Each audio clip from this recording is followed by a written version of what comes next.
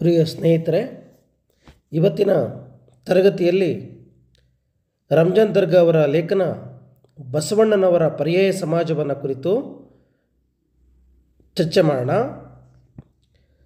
ರಂಜಾನ್ ದರ್ಗಾರವರು ಕನ್ನಡದ ಖ್ಯಾತ ಕವಿಯಾಗಿ, ವಿಮರ್ಶಕರಾಗಿ, ಸಾಹಿತಿಗಳಾಗಿ, ಸಂಘಟಕರಾಗಿ, ಪತ್ರಿಕೋದ್ಯಮಿಯಾಗಿ ನಾವು ಅವರನ್ನು ಗುರುತಿಸ್ತೀವಿ. ಮೂಲತಃ ಶ್ರೀಯುತರು 1951 ಜೂನ್ 20ರಂದು ಅಬ್ದುಲ್ ಕರೀಂ ತಾಯಿ ಕಾಸಿಂಬಿ ಇವರ ಗರ್ಭದಲ್ಲಿ ಬಿಜಾಪುರದಲ್ಲಿ ಶ್ರೀಯುತರು ಜನಿಸ್ತಾರೆ. ಬಂಡಾಯ ಸಾಹಿತ್ಯ ಪ್ರಕಾರದಲ್ಲಿ ಬಹಳ ಮುಖ್ಯವಾಗಿ ನಾವು ರಂಜಾನ್ ದರ್ಗಾರವರ ಹೆಸರನ್ನು ನಾವು ಗಮನಿಸ್ತೀವಿ. ಇವರಿಗೆ ತುಂಬ ಹೆಸರನ್ನು ತಂದುಕೊಟ್ಟಂತಹ ಕೃತಿಗಳು ಕಾವ್ಯ ಬಂತು ಬೀದಿಗೆ, ಒಕ್ಕುಳಲ್ಲಿ ಹೂವಿದೆ ಕವನ ಸಂಕಲನಗಳನ್ನು ಗಮನಿಸ್ತೀವಿ. ಇದರ ಜೊತೆಯಲ್ಲಿ ಸಾಹಿತ್ಯ ಮತ್ತು ಸಮಾಜ, ಬಸವ ಪ್ರಜ್ಞೆ, ಬಸವ ಧರ್ಮದ ವಿಶ್ವ ಸಂದೇಶ, ವಚನ ವಿವೇಕ, ಅಮೃತ ಮತ್ತು ವಿಷ, ಬಸವಣ್ಣ ಮತ್ತು ಅಂಬೇಡ್ಕರ್, ಬಸವಣ್ಣನವರ ದೇವರು, ಶರಣರ ಸಮಗ್ರ ಕ್ರಾಂತಿ, ನಡೆನುಡಿ ಸಿದ್ಧಾಂತ, ನೆಲ್ಸನ್ ಮಂಡೇಲಾ, ತಲಾಕ್ ಕೊಟ್ಟರೆ ಬಾರೇಟು ಶಿಕ್ಷೆ, ಹೀಗೆ ಅನೇಕ ಕೃತಿಗಳನ್ನು ನಾವು ಗಮನಿಸ್ತೀವಿ. ಇವರ ಸಾಹಿತ್ಯ ಸೇವೆಗೆ ಬಸವಶ್ರೀ ಪ್ರಶಸ್ತಿ, ವಚನ ಚಿಂತಕ ಪ್ರಶಸ್ತಿ, ಜಯದೇವಶ್ರೀ ಪ್ರಶಸ್ತಿ, ಕರ್ನಾಟಕ ರಾಜ್ಯೋತ್ಸವ ಪ್ರಶಸ್ತಿ ಸೇರಿದಂತೆ ಅನೇಕ ಗೌರವಗಳು ಶ್ರೀಯುತರಿಗೆ ಸಂದಿದವು. ಪ್ರಸ್ತುತ ಬಸವಣ್ಣನವರ ಪರ್ಯಾಯ ಸಮಾಜ ಲೇಖನದಲ್ಲಿ ಬಸವಣ್ಣನವರ ದಾಸೋಹ ಪ್ರಜ್ಞೆಯನ್ನು ಕುರಿತು, ಆಧ್ಯಾತ್ಮಿಕ ದೃಷ್ಟಿಕೋನ, ಇಷ್ಟಲಿಂಗ ಪ್ರಜ್ಞೆ, ಕಾಯಕ ತತ್ವ, ಗುರು ಲಿಂಗ ಜಂಗಮ ಸ್ವರೂಪವನ್ನು ಲೇಖಕರು ಈ ಲೇಖನದಲ್ಲಿ ವಿಶಿಷ್ಟವಾಗಿ ಚರ್ಚೆಯನ್ನು ಮಾಡ್ತಾರೆ. ಅದರ ಜೊತೆಯಲ್ಲಿ ಬಸವಣ್ಣನವರು ಜಾತಿ, ವರ್ಗ, ಮೇಲು ಕೀಳು ರಹಿತ ಸಮಾಜ ನಿರ್ಮಾಣದ ಕನಸನ್ನು ಕಂಡಂತಹ ಕವಿ. ಹಾಗಾಗಿ ಅವರು ಕಟ್ಟ ಬಯಸಿದ ಪ್ರಜ್ಞಾ ಪ್ರಧಾನವಾಗಿರ್ತಕ್ಕಂಥ ಮಾನವೀಯ ಸಮಾಜದ ರೂಪರೇಷೆಗಳು ಇಲ್ಲಿ ಚರ್ಚೆಯಾಗಿರ್ತಕ್ಕಂಥದ್ದನ್ನು ನೋಡ್ತಾ ಹೋಗ್ತೀವಿ. ಹಾಗಾದರೆ ಅಂತರಂಗ ಬಹಿರಂಗದ ಕುರಿತು ಯಾವ ರೀತಿಯಲ್ಲಿ ಬಸವಣ್ಣನವರ ಪರ್ಯಾಯ ಸಮಾಜದಲ್ಲಿ ಲೇಖಕರು ಚರ್ಚೆ ಮಾಡ್ತಾರೆ? ಪರೀಕ್ಷಾ ದೃಷ್ಟಿಯಿಂದ ಈ ಲೇಖನದಲ್ಲಿ ನಾವು ಬಹಳ ಮುಖ್ಯವಾಗಿ ನೆನ್ಪಿಟ್ಕೋಬೇಕಾಗಿರ್ತಕ್ಕಂಥ ಅಂಶಗಳೇನು? ಈ ಲೇಖನವನ್ನು ನಾವು ಸರಳವಾಗಿ ಹೇಗೆ ಅರ್ಥ ಮಾಡ್ಕೋಬಹುದು ಅಂತಕ್ಕಂಥದ್ದನ್ನು ಆರಂಭದಲ್ಲಿ ಒಂದು ವಚನವನ್ನು ಹೇಳುವುದರ ಮೂಲಕ ಲೇಖನವನ್ನು ಶ್ರೀಯುತರು ಚರ್ಚೆ ಮಾಡ್ತಾರೆ.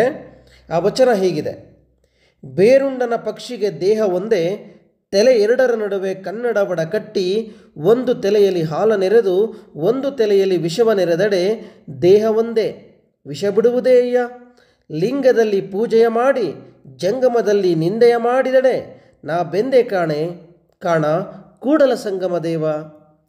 ಇದು ವಚನವನ್ನು ಇಟ್ಕೊಂಡು ಬಸವಣ್ಣನವರ ಪರ್ಯಾಯ ಸಮಾಜವನ್ನು ಕಟ್ಟಿಕೊಡುವ ಪ್ರಯತ್ನವನ್ನು ಈ ಲೇಖನದಲ್ಲಿ ರಂಜಾನ್ ದರ್ಗಾ ಅವರು ಮಾಡ್ತಾರೆ. ಬೇರುಂಡ ಪಕ್ಷಿ, ಇವತ್ತು ನೀವು KSRTCಯ ಲಾಂಛನವಾಗಿ ಇಟ್ಕೊಂಡಿರ್ತಕ್ಕಂಥದ್ದನ್ನು ನೋಡ್ಬೋದು. ಮೈಸೂರು ಅರಸರ ಲಾಂಛನ ಗಂಡ ಬೇರುಂಡ ಅಂತೇಳಿ ಕರಿತೀವಿ. ಗಂಡ ಬೇರುಂಡ ಪಕ್ಷಿ ಅಂತಂದರೆ ಒಂದು ದೇಹ, ಎರಡು ತಲೆಗಳಿರ್ತಾವೆ. ಹಾಗಾಗಿ ಈ ವಚನದ ಮೂಲಕ ಲೇಖಕರು ಏನನ್ನು ಹೇಳೋದಕ್ಕೆ ಹೊರಟಿದ್ದಾರೆ ಅಂತಂದರೆ, ಆಧ್ಯಾತ್ಮಿಕ ಮತ್ತು ಭೌತಿಕವಾದದ ಮಹತ್ವವನ್ನು ಸಾರ್ತಕ್ಕಂತಹ ವಚನ ಇದು. ಗಂಡ ಬೇರುಂಡ ಪಕ್ಷಿಯ ಕಾವ್ಯ ಪ್ರತಿಮೆಯ ಮೂಲಕ ಅವರು ಆಧ್ಯಾತ್ಮಿಕ ಜಗತ್ತು ಮತ್ತು ಬೌದ್ಧಿಕ ಜಗತ್ತಿನ ಮೂಲ ಬೇರೆ ಬೇರೆಯಲ್ಲ, ಒಂದೇ ಅನ್ನೋದನ್ನು ಈ ವಚನವನ್ನು ಇಟ್ಕೊಂಡು ಲೇಖಕರು ಚರ್ಚೆ ಮಾಡ್ತಾರೆ. ಈಗ ಗಂಡ ಬೇರುಂಡ ಪಕ್ಷಿಗೆ ಎರಡು ತಲೆಗಳು. ಈ ಕನ್ನವಡ ಕಟ್ಟಿ ಅಂತ ಹೇಳ್ತಾರೆ. ಕನ್ನವಡ ಕಟ್ಟಿ ಅಂತಂದರೆ ಪರದೆ, ಇಬ್ಬರ ವ್ಯಕ್ತಿಗಳ ನಡುವೆ ಆಗ್ತಕ್ಕಂಥ ಪರದೆ, ವಧುವರರ ನಡುವೆ ಆಗ್ತಕ್ಕಂಥ ಪರದೆ. ಅವರಿಬ್ಬರ ನಡುವೆ ಪರದೆ ಏನಾಗಿದೆ? ಅಡ್ಡ ಇದೆ. ಹಾಗೆ ಗಂಡ ಬೇರುಂಡ ಪಕ್ಷಿಗೆ ಎರಡು ತಲೆಗಳಿದೆ, ಆದರೆ ದೇಹ ಒಂದೇ. ಹಾಗಾಗಿ ಇಲ್ಲಿ ಹೇಳ್ತಾ ಇದ್ದಾರೆ ಏನಂತ, ಒಂದು ಪಕ್ಷಿಯ ಬಾಯಿಯಲ್ಲಿ ನಾವು ಹಾಲನ್ನು ಹಾಕಿದರೆ, ಇನ್ನೊಂದು ತಲೆಯಲ್ಲಿ ನಾವು ವಿಷವನ್ನು ಹಾಕಿದರೆ ಆ ಹಾಲು ಮತ್ತು ವಿಷ ಎರಡೂ ಕೂಡ ಎರಡು ಪಕ್ಷಿಗಳ ಬಾಯಿಂದ ಹೊರಟು ಕೊನೆಗೆ ಅದು ಸೇರುವುದು ಅದರ ದೇಹಕ್ಕೆ. ಆ ಎರಡೂ ತಲೆಗಳು ಸೇರಿರುವುದು ಒಂದೇ ದೇಹಕ್ಕೆ. ಹಾಗಾಗಿ ಆ ಪಕ್ಷಿ ಸಾಯುತ್ತದೆಯೇ ಬದುಕುತ್ತದೆಯೇ ಅಂತ ನೋಡಿದ್ರೆ ಆ ಪಕ್ಷಿ ಸಾಯುತ್ತದೆ. ಏಕೆಂದರೆ ಒಂದೇ ದೇಹ ಇರೋದರಿಂದ ಎರಡೂ ತಲೆಗಳಲ್ಲಿ ನಾವು ಎರಡು ಬೇರೆ ಬೇರೆಯ ಪದಾರ್ಥಗಳನ್ನು ಹಾಕಿದರೂ ಕೂಡ ವಿಷ ಏನು ಮಾಡುತ್ತೆ, ಆ ಪಕ್ಷಿಯನ್ನು ಕೊಲ್ಲುತ್ತೆ. ಹಾಗೆ ಒಬ್ಬ ವ್ಯಕ್ತಿಯಾಗಿರುವ ನಾವು ಕೂಡ ಇಲ್ಲಿ ಎರಡು ಮುಖ ಯಾವುದು ಅಂತಂದರೆ, ಒಂದು ವರ ಬಹಿರಂಗ ಅಂತ ಕರಿತೀವಿ, ಇನ್ನೊಂದು ಒಳ ಅಂತರಂಗ ಅಂತ ಕರಿತೀವಿ. ಹಾಗಾಗಿ ಅಂತರಂಗ ಮತ್ತು ಬಹಿರಂಗ ಎರಡೂ ಕೂಡ ಒಂದೇ. ಆದರೆ ನೋಡುವುದಕ್ಕೆ ನಮಗೆ ಬೇರೆ ಬೇರೆ ಥರೆಯಾಗಿ ಕಾಣಿಸಿದರೂ ಕೂಡ ಒಳಗೆ ಹೇಗೆ ಆಲೋಚನೆ ಮಾಡ್ತೀವೋ ಹಾಗೆ ಹೊರಗಡೆ ಇರಬೇಕು, ಹೊರಗಡೆ ಹೇಗೆ ನಡ್ಕೊಳ್ತೀವೋ ಹಾಗೆ ಒಳಗಡೆ ಮನಸ್ಸು ಕೂಡ ಇರಬೇಕು. ಹಾಗಾಗಿ ಎರಡೂ ಒಂದೇ ಆಗಿರಬೇಕಾಗಿರುವ ತತ್ವವನ್ನು ಲೇಖಕರು ಈ ಪಠ್ಯದಲ್ಲಿ ಚರ್ಚೆ ಮಾಡೋದಕ್ಕೆ ಆರಂಭ ಮಾಡ್ತಾರೆ. ಹಾಗಾಗಿ ಅಂತರಂಗ ಬಹಿರಂಗ ಬೇರೆ ಎಲ್ಲ, ಅವು ಒಂದೇ. ಈ ಸಾರವನ್ನು ನಾವು ಅರ್ಥ ಮಾಡ್ಕೋಬೇಕು ಅಂತಲೇ ಗಂಡ ಬೇರುಂಡ ಪಕ್ಷಿಯ ವಚನದ ಉದಾಹರಣೆಯನ್ನು ಲೇಖಕರು ಇಲ್ಲಿ ಕೊಡ್ತಾರೆ. ಇಲ್ಲಿ ಆಧ್ಯಾತ್ಮ ಮತ್ತು ಭೌತಿಕವಾದ ಈ ಎರಡರ ಮಹತ್ವವನ್ನು ಸಾರ್ತಕ್ಕಂಥದ್ದನ್ನು ನಾವು ಈ ಪಠ್ಯಭಾಗದಲ್ಲಿ ನೋಡ್ತಾ ಹೋಗ್ತೀವಿ. ಅಂದರೆ ಇವತ್ತು ನಾವು ಹೊರಗಡೆ ಪ್ರೀತಿಯಿಂದ ಜನರನ್ನು ಮಾತಾಡಿಸ್ತೇವೆ, ಕರಿತೇವೆ, ಬನ್ನಿ ಕೂತ್ಕೊಳ್ಳಿ ಅಂತೇಳಿ ಮನೆ ಕರಿತೇವೆ. ಆದರೆ ಒಳಗಡೆಗೆ ಈಗ ಸ್ನೇಹಿತನನ್ನು ಪ್ರೀತಿಯಿಂದ ಮಾತಾಡಿಸ್ತೇವೆ, ಆದರೆ ಒಳಗೆ ನೀನು ಒಂಟಿಯಾಗಿ ಸಿಗೋ, ನೋಡ್ಕೊಳ್ತೀನಿ ಒಂದು ಕೈ ಅಂತ ಒಳಗಿರೋ ಮನಸ್ಸು ಹೇಳ್ತಾ ಇರುತ್ತೆ. ಆದರೆ ಹೊರಗಡೆಗೆ ಅತ್ಯಂತ ಪ್ರೀತಿ ತೋರಿಸ್ತಾ ಇರ್ತೀಯ ನೀನು. ಹಾಗಾಗಿ ಒಳಗೊಂದು ಹೊರಗೊಂದು ಯಾವುದೇ ಕಾರಣಕ್ಕೂ ಭಿನ್ನವಿರಬಾರ್ದು. ಮನುಷ್ಯ ಯಾವಾಗಲೂ ಕೂಡ ಒಳಗೆ ಹೇಗಿರ್ತಾನೋ ಹೊರಗೆ ಹಾಗೆ ಇರಬೇಕು, ಹೊರಗೆ ಹೇಗಿರ್ತಾನೋ ಒಳಗೂ ಹಾಗೆ ಇರಬೇಕು ಅಂತ ಬಸವಣ್ಣನವರು ವಾದ ಮಾಡ್ತಾರೆ. ಆದರೆ ಇವತ್ತಿನ ಪ್ರಸ್ತುತ ಕಾಲದಲ್ಲಿ ಮನುಷ್ಯ ಹೊರಗಿದ್ದ ಹಾಗೆ ಒಳಗಿರಲ್ಲ, ಒಳಗೆ ಆಲೋಚನೆ ಮಾಡುವ ಹಾಗೆ ಹೊರಗಡೆ ಇರಲ್ಲ. ಒಳ್ಳೆಯ ಸ್ವಾಮಿಯಾಗಿ ಹೊರಗಡೆಗೆ ವಿಭೂತಿ ಎಲ್ಲ ಬಳಕೊಂಡು ನಾವು ಹೊರಗಡೆಗೆ ಮುಖಮಾಡವನ್ನು ಹಾಕೊಂಡು ಬದುಕ್ತಾ ಇರ್ತೇವೆ. ಆದರೆ ಒಳಗಡೆಗೆ ಕಾಮ ಅಂತಕ್ಕಂಥದ್ದು ಸ್ವಾಮಿಯ ಒಂದು ಪತನವನ್ನು ಮಾಡ್ತಾ ಇರ್ತಕ್ಕಂಥದ್ದನ್ನು ಕೂಡ ನಾವು ಇವತ್ತಿನ ಸಮಾಜದಲ್ಲಿ ನೋಡ್ತಾ ಇದ್ದಾವೆ. ಹಾಗಾಗಿ ನೀನು ಬಟ್ಟೆಯನ್ನು ಹಾಕ್ಕೊಂಡು, ನೀನು ವೇಷಭೂಷಣಗಳನ್ನು ಹಾಕ್ಕೊಂಡು ನೀನು ಸ್ವಾಮಿ ಅನ್ನೋದು ತೋರಿಸೋದು ಮುಖ್ಯ ಅಲ್ಲ. ನೀನು ಒಳಗೂ ಕೂಡ ನಿಜವಾದ ಸ್ವಾಮಿಯ ಹಾಗೆ ಬದಲಾಗಬೇಕು. ಸನ್ಯಾಸಿ ಅಂತಂದರೆ ಸರ್ವಸಂಗ ಪರಿತ್ಯಾಗಿ, ಯಾವುದೇ ಮೋಹಗಳಿಗೆ ಒಳಗಾಗಬಾರದು. ಆದರೆ ಹೊರಗಡೆ ಮಾತ್ರ ನೀನು ಸನ್ಯಾಸಿಯಾಗಿ ಮುಖವಾಡವನ್ನು ತೋರಿಸ್ಕೊಂಡು ಒಳಗೆ ನೀನು ಭೋಗದಲ್ಲಿ ನೀನು ಮುಳುಗಿದ್ರೆ ನೀನು ಸ್ವಾಮಿ ಆಗೋದಕ್ಕೆ ಸಾಧ್ಯ ಇಲ್ಲ. ಹಾಗಾಗಿಯೇ ಇಲ್ಲಿ ಆಧ್ಯಾತ್ಮ ಮತ್ತು ಭೌತಿಕವಾದ ಅಂತಾರೆ. ಆಧ್ಯಾತ್ಮ ಮತ್ತು ಭೌತಿಕವಾದ ಅಂತಂದರೆ ಒಬ್ಬ ವ್ಯಕ್ತಿ ಎರಡು ರೀತಿಯಲ್ಲಿ ಕಾಣಿಸ್ತಾನೆ, ಹೊರ ಮುಖ ಬೇರೆ, ಅಂತರಾಳ ಬೇರೆ. ಹಾಗಾಗಿ ಬಹಿರಂಗ ಮತ್ತು ಅಂತರಂಗ ಎರಡೂ ಕೂಡ ಒಂದೇ ಆಗಬೇಕು ಅಂತೇಳಿ ಏನು ಮಾಡ್ತಾರೆ ಲೇಖಕರು ಈ ಪಠ್ಯಭಾಗದಲ್ಲಿ ಚರ್ಚೆ ಆಗ್ತಕ್ಕಂಥದ್ದನ್ನು ನಾವು ನೋಡ್ತಾ ಹೋಗ್ತೇವೆ. ಬಹಳ ಮುಖ್ಯವಾಗಿ ಆಧ್ಯಾತ್ಮಿಕ ಭೌತಿಕವಾದದ ಪ್ರಕಾರ ಲಿಂಗಾಂಗ ಸಾಮರಸ್ಯವೆಂದರೆ ಆಧ್ಯಾತ್ಮಿಕ ಜಗತ್ತು ಮತ್ತು ಭೌತಿಕ ಜಗತ್ತಿನ ಮಧ್ಯೆ ಅದ್ವೈತ ಸಾಧಿಸುವ ಬೇರುಂಡ ತತ್ವವೇ ಆಗಿದೆ ಅಂತ ಹೇಳ್ತಾರೆ. ಇದನ್ನೇ ಅವರು ಬಸವಾದ್ವೈತ ಅಂತ ಕರೀತಾರೆ. ಇಲ್ಲಿ ಅದ್ವೈತ ಅಂದರೆ ಏನಂತ ತಿಳ್ಕೊಬೇಕಾಗತ್ತೆ ನಾವು. ಅದ್ವೈತ ಅಂತಂದರೆ ಎರಡಲ್ಲದ್ದು ಅಂತ, ಅಂದರೆ ಒಂದೇ ಆಗಿರ್ತಕ್ಕಂಥದ್ದು. ಜೀವಿಯಲ್ಲಿರುವ ಆತ್ಮವು ಪರಮಸತ್ಯವಾಗಿರ್ತಕ್ಕಂತಹ ಬ್ರಹ್ಮಚೈತನ್ಯವು ಒಂದೇ ಆಗಿರುವುದೇ ಇದರ ಸಾರ ಅಂತೇಳಿ ನಾವು ಗಮನಿಸ್ತೇವೆ. ಹಾಗಾಗಿ ಇಲ್ಲಿ ಆತ್ಮ ಬೇರೆಯಲ್ಲ, ಜೀವಿ ಬೇರೆಯಲ್ಲ, ಎರಡೂ ಕೂಡ ಒಂದೇ. ಹಾಗಾಗಿ ಇಲ್ಲಿ ಅದ್ವೈತ ಅಂತಂದರೆ ಎರಡಲ್ಲದ್ದು, ಒಂದೇ ಅಂತ ಹೇಳ್ತಾರೆ. ಆದರೆ ಇವತ್ತಿನ ಸಮಾಜದಲ್ಲಿ ನಾವು ಹೊರಗೆ ಬೇರೆ ಥರ ಇದ್ದೀವಿ, ಒಳಗೆ ಇನ್ನೊಂದು ರೀತಿ ಇದ್ದೀವಿ. ಹಾಗಾಗಿ ಒಳಗೂ ಒಂದೇ ರೀತಿ ಆಗಬೇಕು, ಹೊರಗೂ ಒಂದೇ ರೀತಿ ಆಗಬೇಕು. ಆಗ ಒಂದು ಉತ್ತಮ ಸಮಾಜವನ್ನು ಕಟ್ಟೋದಕ್ಕೆ ಸಾಧ್ಯ ಆಗುತ್ತೆ ಅಂತೇಳಿ ಏನು ಮಾಡ್ತಾರೆ ಲೇಖಕರು ಈ ಪಠ್ಯಭಾಗದಲ್ಲಿ ಚರ್ಚೆ ಮಾಡ್ತಾರೆ. ಮುಂದುವರೆದು ನಾವು ಗಮನಿಸೋದಾದರೆ ವ್ಯಷ್ಟಿ ಸಮಷ್ಟಿ, ಇಷ್ಟಲಿಂಗ ಜಂಗಮಲಿಂಗ, ಮಾನವನ ಒಳಲೋಕ ಹೊರಲೋಕ, ಆಧ್ಯಾತ್ಮಿಕ ಲೋಕ ಭೌತಿಕ ಲೋಕ, ಆತ್ಮಜ್ಞಾನ ವಿಜ್ಞಾನ, ಇವುಗಳಲ್ಲಿ ಅದ್ವೈತವನ್ನು ಸಾಧಿಸುವುದರ ಮೂಲಕ ಮೇಲು ಕೀಳುಗಳನ್ನು ಮೀರಿದ ಮಾನವೀಯ ಸಮಾಜದ ರಚನೆ ಮಾಡುವುದು ಬಸವಣ್ಣನವರ ಗುರಿಯಾಗಿತ್ತು. ಅವರು ಈ ನಿಟ್ಟಿನಲ್ಲಿ ಬಹಳಷ್ಟು ಸಾಧಿಸಿ ತೋರಿಸಿದರು ಅಂತ ಹೇಳ್ತಾರೆ. ವ್ಯಷ್ಟಿ ಸಮಷ್ಟಿ, ಇಷ್ಟಲಿಂಗ ಜಂಗಮಲಿಂಗ, ಮಾನವ ಒಳಲೋಕ ಹೊರಲೋಕ, ಆಧ್ಯಾತ್ಮಿಕ ಲೋಕ ಭೌತಿಕ ಲೋಕ, ಆತ್ಮಜ್ಞಾನ ವಿಜ್ಞಾನ. ಅಂದರೆ ಒಳಗೂ ಹೊರಗೂ. ಆಗಲೇ ಹೇಳಿದ ಹಾಗೆ ಅಂತರಂಗ ಬಹಿರಂಗ ಅಂತ ನೀವು ಸರಳವಾಗಿ ನೆನಪಲ್ಲಿ ಇಟ್ಕೋಬಹುದು. ಅಂತರಂಗ ಅಂದರೆ ಒಳ ಮನಸ್ಸು, ಬಹಿರಂಗ ಅಂದರೆ ನೀವು ಹೊರಗಡೆ ಇರ್ತಕ್ಕಂತಹ ಮನಸ್ಥಿತಿ. ಇವತ್ತು ಸಮಾಜದಲ್ಲಿ ಇವೆರಡೂ ಬೇರೆ ಇದೆ. ಹೊರಗಡೆಗೆ ನನ್ನ ವರ್ಗದ ಎಲ್ಲ ಬಡವರು ದಲಿತರು ಮೇಲ್ಸ್ಥಿತಿಗೆ ಬರಬೇಕು ಅಂತ ಬಯಸ್ತಾ ಇದೆಯಾ, ಹೊರಗಡೆಗೆ ಮಾತಾಡ್ತಾ ಇದೆಯಾ. ಆದರೆ ಒಳಗಡೆಗೆ ನೀನು ಮಾತ್ರ ಕೋಟಿಗಟ್ಟಲೆ ಆಸ್ತಿ ಮಾಡಿಕೊಂಡು ನೀನು ಯಾವ ಸಮುದಾಯದ ಹೆಸರನ್ನು ಹೇಳ್ಕೊಂಡು ಮೇಲಕ್ಕೆ ಬಂದಿದೆಯೋ ಅದೇ ಸಮುದಾಯವನ್ನು ಅದೇ ಜಾಗದಲ್ಲೇ ಹಾಗೆ ಬಿಟ್ಟಿದೆಯಾ. ಈ ಹಿನ್ನೆಲೆಯಲ್ಲಿ ನಾವು ಅರ್ಥ ಮಾಡ್ಕೋಬಹುದು. ಅಂತಂದರೆ ಇವತ್ತು ಹೊರಗಿರುವ ಮನಸ್ಥಿತಿಯೇ ಬೇರೆ, ಒಳಗಿರ್ತಕ್ಕಂಥ ಮನಸ್ಥಿತಿಯೇ ಬೇರೆ. ಹಾಗಾಗಿ ಈ ಎರಡೂ ಭಿನ್ನತೆ ಇರೋದರಿಂದಲೇ ನಮ್ಮ ಸಮಾಜದಲ್ಲಿ ಯಾವುದು ಉಂಟಾಗಿದೆ, ಮೇಲು ಕೀಳು ಅಂತಕ್ಕಂಥದ್ದು ಉಂಟಾಗಿದೆ, ಶ್ರೀಮಂತ ಬಡವ ಅಂತಕ್ಕಂತಹ ಸ್ತರಗಳು ಉಂಟಾಗಿದೆ. ಹಾಗಾಗಿ ಹೊರಗೂ ಒಳಗೂ ನಾವು ಒಂದೇ ಆದರೆ ಆಗ ಒಂದು ಉತ್ತಮವಾಗಿರುವ ಸಮಾಜವನ್ನು ನಾವು ಕಟ್ಟಬಹುದು. ಬಸವಣ್ಣನವರು ಈ ಥರದ ಒಂದು ಸಮಾಜವನ್ನು ಕಟ್ಟಿರ್ತಕ್ಕಂಥದ್ದನ್ನು ನಾವಿಲ್ಲಿ ಗಮನಿಸ್ಕೋಬಹುದು. ಮೂಲತಃ ಬ್ರಾಹ್ಮಣನಾಗಿ ಜನಿಸಿದ್ರೂ ಕೂಡ ತನ್ನ ಅಕ್ಕ ನಾಗಮ್ಮನಿಗೆ ಜನಿವಾರವನ್ನು ಹಾಕಲಿಲ್ಲ ಅಂತಕ್ಕಂತಹ ಸಂದರ್ಭದಲ್ಲಿ ಅವರು ಆ ಬ್ರಾಹ್ಮಣತ್ವವನ್ನು ಬಿಟ್ಟು ಕೆಳಗಡೆ ಬಂದು ಅವತ್ತಿನ ಕಾಲದ ನೂರಾರು ಕೆಳವರ್ಗದವರನ್ನು ಸೇರಿಸ್ಕೊಂಡು ಒಂದು ಮಾನವ ಧರ್ಮವನ್ನು ಸ್ಥಾಪನೆ ಮಾಡ್ತಾರೆ. ಇವತ್ತದು ಒಂದು ಜಾತಿಯಾಗಿ ಒಂದು ವೀರಶೈವ ಧರ್ಮವಾಗಿ ನಮಗೆ ಕನ್ವರ್ಟ್ ಆಗಿರೋದು ನೋಡ್ಬೋದು. ಆದರೆ ಬಸವಣ್ಣನವರು ಹುಟ್ಟಾಕಿರುವ ಅವರ ದೂರದೃಷ್ಟಿ ಇತ್ತಲ್ಲ ಅವತ್ತಿನ ಕಾಲಕ್ಕೆ, ಅದು ಬಹಳ ದೊಡ್ಡದು. ನೋಡು, ಆ ವೇಳೆಗೆ ಒಂದು ಉತ್ತಮ ಜಾತಿಯಲ್ಲಿ ಹುಟ್ಟಿರುವ ವ್ಯಕ್ತಿ ಆ ಉತ್ತಮ ಜಾತಿಯನ್ನು ಬಿಟ್ಟು ಕೆಳಗಡೆ ಬಂದು ಕೆಳಗಿರುವ ನೂರಾರು ತಳ ಸಮುದಾಯಗಳನ್ನು ಸೇರಿಸ್ಕೊಂಡು ಒಂದು ಸಮಾಜವನ್ನು ಕಟ್ಟೋದಿದೆಯಲ್ಲ, ಅದು ಒಂದು ಆದರ್ಶಮಯವಾಗಿರ್ತಕ್ಕಂತಹ ಮನಸ್ಥಿತಿ. ಹಾಗಾಗಿ ಬಸವ ಇಲ್ಲಿ ಬಹಳ ಮುಖ್ಯವಾಗಿ ಬಸವಣ್ಣನವರನ್ನು ರಂಜಾನ್ ದರ್ಗಾ ಅವರು ಹೇಗೆ ಗ್ರಹಿಸ್ತಾ ಇದ್ದಾರೆ, ಬಸವಣ್ಣನವರು 12ನೇ ಶತಮಾನದಲ್ಲಿ ಕಂಡಂತಹ ಕನಸನ್ನು ವಿವರವಾಗಿ ತಮ್ಮ ಲೇಖನದಲ್ಲಿ ಇಲ್ಲಿ ಚರ್ಚೆ ಮಾಡ್ತಾ ಇದ್ದಾರೆ. ಹಾಗಾಗಿ ಆ ಬಸವಣ್ಣ ಕಂಡಂತಹ ಸಮಾಜವನ್ನು ನಾವು ಕಟ್ಟಬೇಕು ಅಂತಂದರೆ ಮೊದಲು ಹೊರಗೂ ಒಳಗೂ ಒಂದೇ ಆಗಬೇಕು. ಹಾಗೆ ಮಾತ್ರ ನಾವು ಒಂದು ಉತ್ತಮ ಸಮಾಜವನ್ನು ಕಟ್ಟೋದಕ್ಕೆ ಸಾಧ್ಯ ಆಗುತ್ತೆ. ಒಂದು ಸರ್ವ ಜನಾಂಗದ ಶಾಂತಿಯ ತೋಟವನ್ನು ನಿರ್ಮಾಣ ಮಾಡೋದಕ್ಕೆ ಸಾಧ್ಯ ಆಗುತ್ತೆ. ಪಂಪ ಹೇಳಿದ ಹಾಗೆ ಮನುಷ್ಯ ಜಾತಿ ತಾನೊಂದೇ ಒಲಂ ಎನ್ನುವ ಒಂದು ಸಹ ಸಮಾಜವನ್ನು ಕಟ್ಟೋದಕ್ಕೆ ಸಾಧ್ಯ ಆಗುತ್ತೆ ಅಂತ ಲೇಖಕರಲ್ಲಿ ಚರ್ಚೆ ಮಾಡ್ತಾರೆ. ಮುಂದುವರೆದು ಹೊರ ಜಗತ್ತು ಮನುಷ್ಯನನ್ನು ಆಳುತ್ತದೆ ಎಂಬುದು ಆಧುನಿಕ ಚಿಂತನೆಯಾಗಿದೆ, ಒಳ ಜಗತ್ತು ಮನುಷ್ಯನನ್ನು ಆಳುತ್ತದೆ ಎಂಬುದು ಪುರಾತನ ಭಾವನೆಯಾಗಿದೆ. ಆದರೆ ಅಂತರಂಗ ಬಹಿರಂಗ ಶುದ್ಧಿಯ ಮೂಲಕ ಒಳ ಮತ್ತು ಹೊರ ಜಗತ್ತುಗಳನ್ನು ಹೇಗೆ ಆಳಬೇಕು ಎಂಬುದನ್ನು ಬಸವಾದ್ವೈತ ಸೂಚಿಸುತ್ತದೆ. ನೋಡು, ಪ್ರಸ್ತುತ ಇವತ್ತಿನ ಕಾಲದಲ್ಲಿ ಮನುಷ್ಯನನ್ನು ಆಳ್ತಕ್ಕಂಥದ್ದು ಇವತ್ತಿನ ಚಿಂತನೆಗಳು.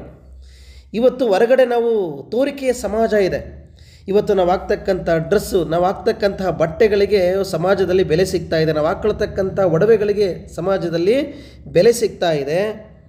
ಆದರೆ ಮನುಷ್ಯನ ಗುಣ ಇಲ್ಲಿ ತನ್ನ ಮೌಲ್ಯವನ್ನು ಕಳ್ಕೊಳ್ತಾ ಇದೆ. ಹಾಗಾಗಿ ಇವತ್ತಿನ ಸಮಾಜ ಹೇಗಿದೆ, ಇವತ್ತಿನ ಜಗತ್ತು ಹೇಗಿದೆ ಅಂತಂದರೆ ಹೊರ ಜಗತ್ತನ್ನು ನೋಡಿ ಬೆಲೆ ಕಟ್ತಾ ಇದೆ. ನೀನು ಎಷ್ಟು ಮನೆಗಳನ್ನು ಕಟ್ಟಿದೆಯಾ, ಎಂತಹ ಬಟ್ಟೆಗಳನ್ನು ಹಾಕ್ತಾ ಇದೆಯಾ, ಯಾವ ವಾಹನದಲ್ಲಿ ಓಡಾಡ್ತಾ ಇದೆಯಾ, ಇಂತಹ ವಿಚಾರಗಳಿಗೆ ಬೆಲೆ ಕಟ್ತಾ ಇದೆ. ಹಾಗಾಗಿಯೇ ಕ್ರಿಮಿನಲ್ ಮೊಕದ್ದಮೆಯನ್ನು ಹಾಕಿಸ್ಕೊಂಡಿರ್ತಕ್ಕಂತಹ ನೂರಾರು ತಪ್ಪುಗಳನ್ನು ಮಾಡಿರ್ತಕ್ಕಂಥ ಅನೇಕ ವ್ಯಕ್ತಿಗಳು ಇವತ್ತು ಜೈಲಲ್ಲೇ ಇದ್ದು ಇವತ್ತು ರಾಜಕಾರಣದಲ್ಲಿ ಅವರು ಮುಂದುವರಿತಾ ಇರತಕ್ಕಂಥದ್ದು ನೋಡ್ತಾ ಇದ್ದೀರ. ಅಂದರೆ ಇವತ್ತು ಗುಣವನ್ನು ನೋಡ್ತಾ ಇಲ್ಲ ನಾವು.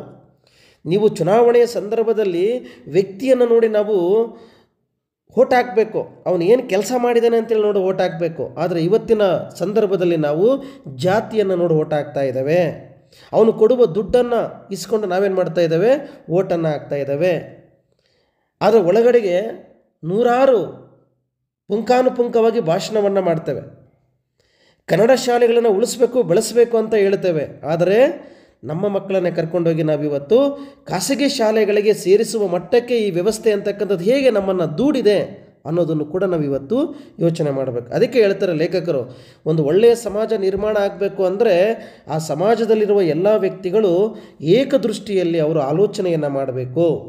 ಅಂತರಂಗ ಬಹಿರಂಗವನ್ನು ವಿಭಾಗ ಮಾಡಿ ಒಳಗೊಂದು ಹೊರಗೊಂದು ಮನಸ್ಥಿತಿಯನ್ನು ಇಟ್ಕೋಬಾರ್ದು ಅಂತಕ್ಕಂಥದ್ದನ್ನು ಹೇಳ್ತಾರೆ. ಆದರೆ ಇವತ್ತಿನ ಪ್ರಸ್ತುತ ಕಾಲ, ಇವತ್ತು ಹೊರಗಿನ ಚಿಂತನೆಗಳು ಇವತ್ತು ಮನುಷ್ಯನನ್ನು ಆಳ್ತಾ ಇದ್ದಾವೆ.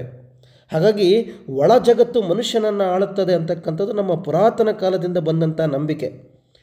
ಹಾಗಾಗಿಯೇ ಹಿಂದೆ ಗುಣ ಅಂತಕ್ಕಂಥದ್ದು ಬಹಳ ಮುಖ್ಯ. ನೀವು ಒಂದು ಸಣ್ಣ ತಪ್ಪು ಮಾಡಿಬಿಟ್ರೆ, ನೀವು ಕ್ಯಾರೆಕ್ಟರ್ನ ಕಳ್ಕೊಂಡ್ರಿ ಅಂತಂದರೆ ಮನುಷ್ಯ ಬದುಕಿದ್ದು ಸತ್ತ ಹಾಗೆ. ಹಾಗಾಗಿ ನೀವು ಗುಣಕ್ಕೆ, ಹಾಗಾಗಿಯೇ ಕರ್ಣನು ಕೂಡ ನಿಜವಾದ ವೀರತ್ವ ಅಂತಕ್ಕಂಥದ್ದು ಕುಲದಲ್ಲಿ, ಛಲದಲ್ಲಿ, ಪರಾಕ್ರಮದಲ್ಲಿ, ಅಭಿಮಾನದಲ್ಲಿ ಅಂತ ಹೇಳ್ತಾನೆ ಮಹಾಭಾರತದಲ್ಲಿ. ಯಾವ ಜಾತಿಗಳು ಬಂದು ಯುದ್ಧವನ್ನು ಗೆಲ್ಲೋದಿಲ್ಲ ಅಂತೇಳಿ ಹೇಳ್ತಾನೆ. ಹಾಗಾಗಿ ಗುಣ ಪ್ರಾಮುಖ್ಯತೆಯನ್ನು ಪಡ್ಕೋಬೇಕು. ಮನುಷ್ಯನ ಗುಣ ಇವತ್ತು ಪ್ರಾಮುಖ್ಯತೆಯನ್ನು ಪಡ್ಕೊಳ್ತಾ ಇಲ್ಲ. ಆದರೆ ಅವನ ಆಡಂಬರ, ಅವನ ಅಧಿಕಾರ ಇವು ಇವತ್ತು ಮಾನ್ಯತೆಯನ್ನು ಪಡ್ಕೊಳ್ತಾ ಇದ್ದಾವೆ. ಹಾಗಾಗಿ ಪ್ರಸ್ತುತ ಇರುವ ಆಲೋಚನೆ ಹಿಂದೆ ಇದ್ದಂಥ ಆಲೋಚನೆಗಳು ಇವೆರಡೂ ಕೂಡ ಭಿನ್ನವಾಗಿದ್ದಾವೆ. ಇವೆರಡೂ ಕೂಡ ಒಂದಾಗಬೇಕು ಅಂತಂದರೆ ಅಂತರಂಗ ಬಹಿರಂಗದಲ್ಲಿ ನಾವು ಒಂದೇ ರೀತಿಯಲ್ಲಿ ಆಲೋಚನೆ ಮಾಡ್ತಕ್ಕಂಥದ್ದನ್ನು ಕಲಿಬೇಕು. ಇದನ್ನೇ ಬಸವಣ್ಣ 12ನೇ ಶತಮಾನದಲ್ಲಿ ಹೇಳಿದಂತಹ ಬಸವಾದ್ವೈತ ತತ್ವ. ಎರಡೂ ಒಂದೇ. ಹಾಗಾಗಿ ಒಂದೇ ನೆಲೆಯಲ್ಲಿ ಯೋಚನೆ ಮಾಡೋದನ್ನು ಕಲಿಬೇಕು ಸಮಾಜದಲ್ಲಿ. ಆದರೆ ನಾವೇನು ಮಾಡ್ತಾ ಇದ್ದೀವಿ, ಹೊರಗಡೆಗೆ ನಾವು ತೋರಿಕೆಯ ಹಾಗೆ ಬದುಕ್ತಾ ಇದ್ದೀವಿ, ಆದರೆ ಒಳಗಡೆಗೆ ನಾವು ಹಾಗಿಲ್ಲ. ಹಾಗಾಗಿಯೇ ಇಂಥ ಭಾರತ ದೇಶದಲ್ಲಿ ಒಂದು ಕಾಲಕ್ಕೆ ವೃದ್ಧಾಶ್ರಮಗಳೇ ಇರಲಿಲ್ಲ ಈ ದೇಶದಲ್ಲಿ. ಆದರೆ ಯಾವಾಗ ನಾವು ವಿದ್ಯಾವಂತರು ಜಾಸ್ತಿ ಈ ದೇಶದಲ್ಲಿ ಬೆಳವಣಿಗೆ ಆಯಿತೋ, ಯಾವಾಗ ವಿದ್ಯಾವಂತರ ಸಂಖ್ಯೆ ಜಾಸ್ತಿ ಆಯಿತೋ, ಇವತ್ತು ಮೂಲೆಗಳಲ್ಲಿ ನಾವು ವೃದ್ಧಾಶ್ರಮಗಳನ್ನು ನೋಡ್ತಾ ಇದ್ದಾವೆ. ವೃದ್ಧಾಶ್ರಮಗಳು ಇಷ್ಟೊಂದು ಸಂಖ್ಯೆಯಲ್ಲಿ ಹುಟ್ಟೋದಕ್ಕೆ ಕಾರಣ ಏನು ಅಂತಂದರೆ ಒಳಗೊಂದು ಹೊರಗೊಂದು ಇರ್ತಕ್ಕಂಥದ್ದು. ಇವತ್ತು ನಿಮ್ಮ ತಂದೆ ಎಷ್ಟು ಹಣವನ್ನು ಕೂಡಿಟ್ಟಿದ್ದಾರೆ, ಅದರ ಮೇಲೆ ನಾವು ಪ್ರೀತಿಯನ್ನು ಮಾಡ್ತಕ್ಕಂಥದ್ದು. ಏನೂ ಮಾಡದೇ ಇದ್ದರೆ ಅವರನ್ನು ನಾವು ವೃದ್ಧಾಶ್ರಮಕ್ಕೆ ತಳ್ಳತಕ್ಕಂಥ ಮನಸ್ಥಿತಿಗಳಿದೆಯಲ್ಲ ನೋಡು. ಹಾಗಾಗಿ ಒಳಗೊಂದು ಹೊರಗೊಂದು, ಮನುಷ್ಯ ಈಗ ಒಳಗೊಂದು ಹೊರಗೊಂದಾಗಿ ಬದುಕ್ತಾ ಇರತಕ್ಕಂಥದ್ದನ್ನು ಬಿಡಬೇಕು. ನಿಜವಾದ ಪ್ರೀತಿ ಅಂತಕ್ಕಂಥದ್ದು ನಮ್ಮೊಳಗೆ ಹುಟ್ಟಬೇಕು. ಇವತ್ತು ಅಪ್ಪ ನಿಮಗೆ ಇವತ್ತಿನ ಮಕ್ಕಳಿಗೆ ಕೈಗೆ ನೀವು ಖರ್ಚಿಗೆ ದುಡ್ಡು ಕೊಟ್ಟರೆ ಅಪ್ಪ ಐ ಲವ್ ಯು ಅಂತ ಕರಿತೀರ. ಒಂದು ವೇಳೆ ಅಪ್ಪ ಅಮ್ಮ ಕೈಗೆ ಖರ್ಚಿಗೆ ದುಡ್ಡು ಕೊಡದೇ ಇದ್ದರೆ ನಿಮಗೆ ಯಾವ ರೀತಿ ಕಾಣಿಸ್ತಾರೆ? ಶತ್ರುಗಳ ಹಾಗೆ ಕಾಣಿಸ್ತಾರೆ. ನೋಡು, ಒಳಗೊಂದಿದೆ ಹೊರಗೊಂದಿದೆ. ಹಾಗಾಗಿ ಇವತ್ತು ನಾವು ತೋರಿಕೆಯ ಪ್ರದರ್ಶನ, ಇವತ್ತು ನೀವು ಎಷ್ಟೋ ಜನ ಇವತ್ತು ನೀವು ವಾಟ್ಸಪ್ ಸ್ಟೇಟಸ್ಗಳಲ್ಲಿ ಬಹಳ ಚೆನ್ನಾಗಿದ್ದೀವಿ ಅಂತ ತೋರಿಸ್ಕೊಳ್ತಾ ಇರ್ತಾರೆ. ಗಂಡ ಹೆಂಡತಿಯ ಸಂಬಂಧ ಆಗಿರ್ಬೋದು, ಸ್ನೇಹಿತರಾಗಿರ್ಬೋದು, ಅಥವಾ ಐಷಾರಾಮಿ ಜೀವನ ಆಗಿರ್ಬೋದು. ನೀವು ತೋರಿಸ್ಕೊಳ್ಳೋದೇ ಬೇರೆ, ಆದರೆ ಒಳಗಿರುವ ವಾಸ್ತವನೇ ಬೇರೆ ಇರುತ್ತೆ. ಹಾಗಾಗಿ ಒಳಗಡೆಗೆ ಜಗಳ ಆಡ್ತಾ ಇರ್ತಾರೆ, ಇಬ್ಬರ ನಡುವೆ ಹೊಂದಾಣಿಕೆನೇ ಇರಲ್ಲ. ಆದರೆ ನೀವು ಹೊರಗಡೆ ಫೋಟೋದಲ್ಲಿ ಮಾತ್ರ ಹೇಗೆ ಕಾಣಿಸ್ತಾ ಇರುತ್ತೆ? ಬಹಳ ಅದ್ಭುತವಾಗಿರುವ ದಾಂಪತ್ಯ ಅನ್ನೋ ಹಾಗೆ ಕಾಣಿಸ್ತಾ ಇರುತ್ತೆ. ಅದಕ್ಕೆ ಹೇಳ್ತಾರೆ ರಂಜಾನ್ ದರ್ಗಾ ಅವರು, ಒಳಗೊಂದು ಹೊರಗೊಂದು ಇರಬಾರದು, ಎರಡೂ ಒಂದೇ ಆಗಿದ್ದಾಗ ಅದು ನಿಜವಾದ ಒಂದು ಉತ್ತಮ ಸಮಾಜವನ್ನು ಕಟ್ಟೋದಕ್ಕೆ ಸಾಧ್ಯ ಆಗುತ್ತೆ. 12ನೇ ಶತಮಾನದಲ್ಲಿ ಬಸವ ಕಂಡಿದ್ದು ಇದೇ ಸಮಾಜ ಅಂತ ಹೇಳ್ತಾರೆ ಅವರು ತೋರಿಕೆಗಾಗಿ ಬ್ರಾಹ್ಮಣ್ಯವನ್ನು ಬಿಟ್ಟು ಬರಲಿಲ್ಲ, ಅವರು ಬಂದು ಅದನ್ನು ಸಾಧಿಸಿದರು ಅಂತೇಳಿ ಏನು ಮಾಡ್ತಾರೆ ಹೇಳ್ತಾ ಹೋಗ್ತಾರೆ. ಮುಂದುವರೆದು ಬಸವಣ್ಣನವರು ಗುರುಲಿಂಗ ಜಂಗಮವನ್ನು ದೇವರ 3 ಸ್ವರೂಪಗಳೆಂದು ಪರಿಗಣಿಸುವುದರ ಮೂಲಕ ಅರಿವು, ಅಂತಃಸಾಕ್ಷಿ ಮತ್ತು ಸಮಾಜಕ್ಕೆ ಇರುವ ಸಮಾನ ಮಹತ್ವವನ್ನು ತೋರಿಸಿಕೊಟ್ಟರು ಅಂತ ಹೇಳ್ತಾರೆ. ಬಸವಣ್ಣ 3 ಪ್ರಮುಖ ಸ್ವರೂಪಗಳು ಬಸವಣ್ಣನವರು ಹೇಳಿರೋದು. ಒಂದು ಗುರು, ಲಿಂಗ, ಜಂಗಮ. ಗುರು ಅಂದರೆ ನಮಗೆ ಅರಿವನ್ನು ಕೊಡ್ತಕ್ಕಂಥವ್ರು, ನಮಗೆ ಪ್ರಜ್ಞೆಯನ್ನು ಕೊಡ್ತಕ್ಕಂಥವ್ರು, ನಮಗೆ ಜ್ಞಾನವನ್ನು ದಯಪಾಲಿಸ್ತಕ್ಕಂಥವ್ರು. ಹಾಗಾಗಿ ಗುರು ಅಂದರೆ ಇಲ್ಲಿ ಅರಿವು ಅಂತ ಹೇಳ್ತಾರೆ. ಲಿಂಗ ಅಂದರೆ ಅಂತಃಸಾಕ್ಷಿ, ಅಂದರೆ ಭಕ್ತಿ ಅನ್ನೋದು ಮನಸ್ಸಿಗೆ ಸಂಬಂಧಪಟ್ಟಿದ್ದದು. ಆದರೆ ಇವತ್ತು ಭಕ್ತಿ ಅನ್ನೋದು ತೋರಿಕೆಗೆ ಪಟ್ಟಿರ್ತಕ್ಕಂಥದ್ದು. ವರಮಹಾಲಕ್ಷ್ಮಿ ಹಬ್ಬದಲ್ಲಿ ನಾವು ಎಷ್ಟು ದುಡ್ಡು ಇಟ್ಟಿವಿ ತಟ್ಟೆ ಒಳಗೆ, ಹೆಂಗೆ ಅಲಂಕಾರ ಮಾಡಿದ್ದೀವಿ ಅನ್ನೋದನ್ನು ಜಗತ್ತಿಗೆ ತೋರಿಸುವ ಹಪಹಪಿ ಇರುತ್ತೆ ಇವತ್ತಿನ ಭಕ್ತಿ. ಆದರೆ ಬಸವ ಹೇಳೋ ಭಕ್ತಿ ಯಾವುದು? ಲಿಂಗ ಅಂತಂದರೆ ಅಂತಃಸಾಕ್ಷಿ. ಭಕ್ತಿ ಅನ್ನೋದು ಯಾವತ್ತು ಒಳಗಿರಬೇಕೇ ಹೊರತು ಅದು ಹೊರಗೆ ಕಾಣುವ ಆಡಂಬರವಲ್ಲ ಅಂತ ಹೇಳ್ತಾರೆ. ಅಷ್ಟೇ ಅಲ್ಲ, 3ನೇದು ಹೇಳ್ತಾರೆ ಜಂಗಮ. ಜಂಗಮ ಅಂತಂದರೆ ಸಮಾಜ. ಹಾಗಾಗಿ ಈ ಸಮಾಜದಲ್ಲಿ ನಾವು ಹೇಗಿರ್ತೀವಿ, ಸಮಾಜವನ್ನು ಹೇಗೆ ಕಟ್ಟಬೇಕು. ಹಾಗಾಗಿ ಗುರು ಲಿಂಗ ಜಂಗಮ ಅಂತಂದರೆ ಅರಿವು, ಅಂತಸ್ಸಾಕ್ಷಿ ಮತ್ತು ಸಮಾಜ. ಗುರು ಅರಿವನ್ನು ಕೊಡ್ತಾನೆ. ಅರಿವನ್ನು ಬೆಳೆಸ್ಕೊಂಡು ನಮ್ಮ ಮನಸ್ಸಾಕ್ಷಿಯನ್ನು ನಾವು ಉನ್ನತೀಕರಿಸಿಕೊಂಡು ಒಂದು ಉತ್ತಮ ಸಮಾಜವನ್ನು ಕಟ್ತಕ್ಕಂತಹ, ಒಂದು ಸಹ ಸಮಾಜವನ್ನು ಕಟ್ತಕ್ಕಂಥದ್ದನ್ನು ಬಸವ ಅವರು ತಮ್ಮ ಕಾಯಕ ತತ್ವದಲ್ಲಿ ಹೇಳ್ತಾರೆ ಅಂತೇಳಿ ಹೇಳ್ತಾರೆ.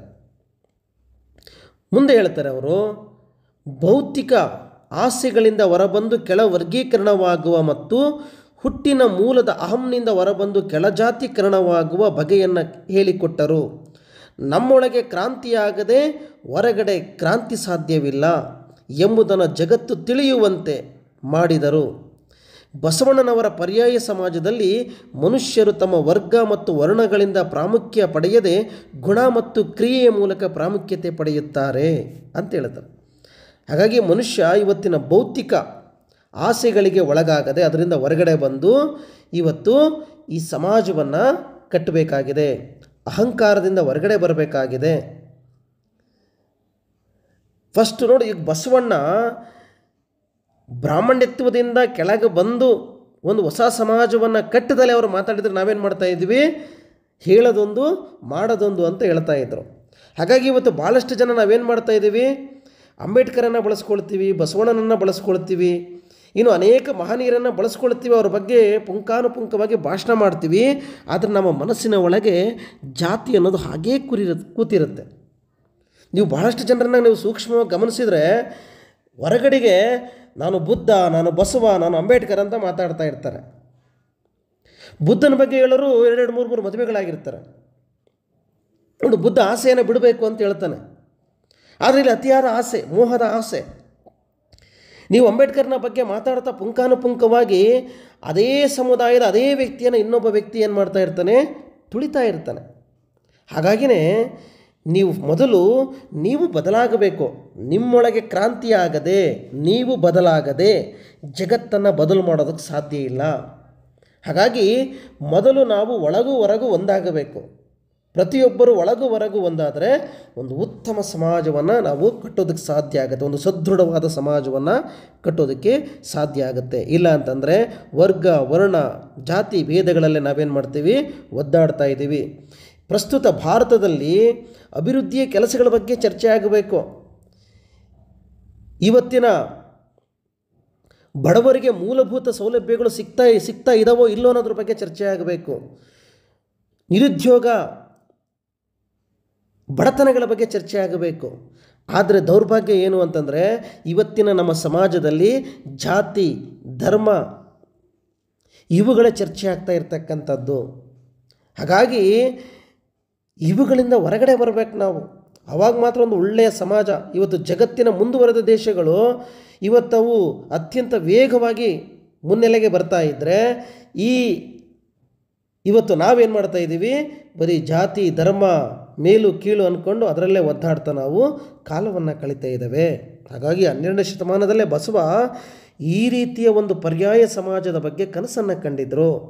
ಅವರು ವರ್ಗ ಮತ್ತು ವರ್ಣಗಳಿಗಿಂತ ಯಾವುದ್ರ ಬಗ್ಗೆ ಆಸಕ್ತಿ ಜಾಸ್ತಿ ಇತ್ತು ಬಸವಣ್ಣನವರಿಗೆ ಅಂತಂದರೆ, ವರ್ಗ ಮುಖ್ಯ ಅಲ್ಲ, ಬಣ್ಣ ಮುಖ್ಯ ಅಲ್ಲ, ಗುಣ ಮುಖ್ಯ, ಅವನು ಮಾಡುವ ಕೆಲಸ ಕ್ರಿಯೆ ಮುಖ್ಯ ಅಂಥೇಳಿ 12ನೇ ಶತಮಾನದಲ್ಲೇ ಸಾರಿದಂಥವರು.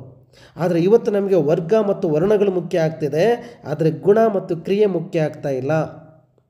ಇವತ್ತಿನ ಸಮಾಜದಲ್ಲಿ ಯಾವುದು ಮುಖ್ಯ ಆಗ್ತಾಯಿದೆ, ಜಾತಿ, ವರ್ಗ ಮುಖ್ಯ ಆಗ್ತಾ ಇದೆ. ಜಾತಿಯ ಕಾರಣಕ್ಕಾಗಿ ಇವತ್ತು ಗೆಲ್ತಾ ಇದ್ದಾನೆ, ಜಾತಿಯ ಕಾರಣಕ್ಕಾಗಿ ತಪ್ಪುಗಳಿಂದ ಹೊರಗಡೆ ಬರ್ತಾ ಇದ್ದಾನೆ ಅವನು.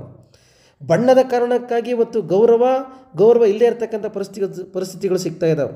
ಆದರೆ ನಿಜವಾಗ್ಲೂ ಯಾವುದು ಮಾನ್ಯತೆ ಪಡಿಬೇಕಾಗಿತ್ತು, ಗುಣ ಮಾನ್ಯತೆ ಪಡಿಬೇಕಾಗಿತ್ತು, ಕ್ಯಾರೆಕ್ಟರ್ ಮಾನ್ಯತೆ ಪಡಿಬೇಕಾಗಿತ್ತು.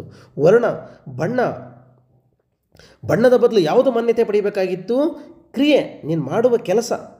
ಇದನ್ನೇ ದ್ರೋಣಾಚಾರ್ಯ ಮತ್ತು ಭೀಷ್ಮರ ಮುಂದೆ ಕರ್ಣ ಪ್ರಸ್ತಾಪ ಮಾಡ್ತಕ್ಕಂಥದ್ದು.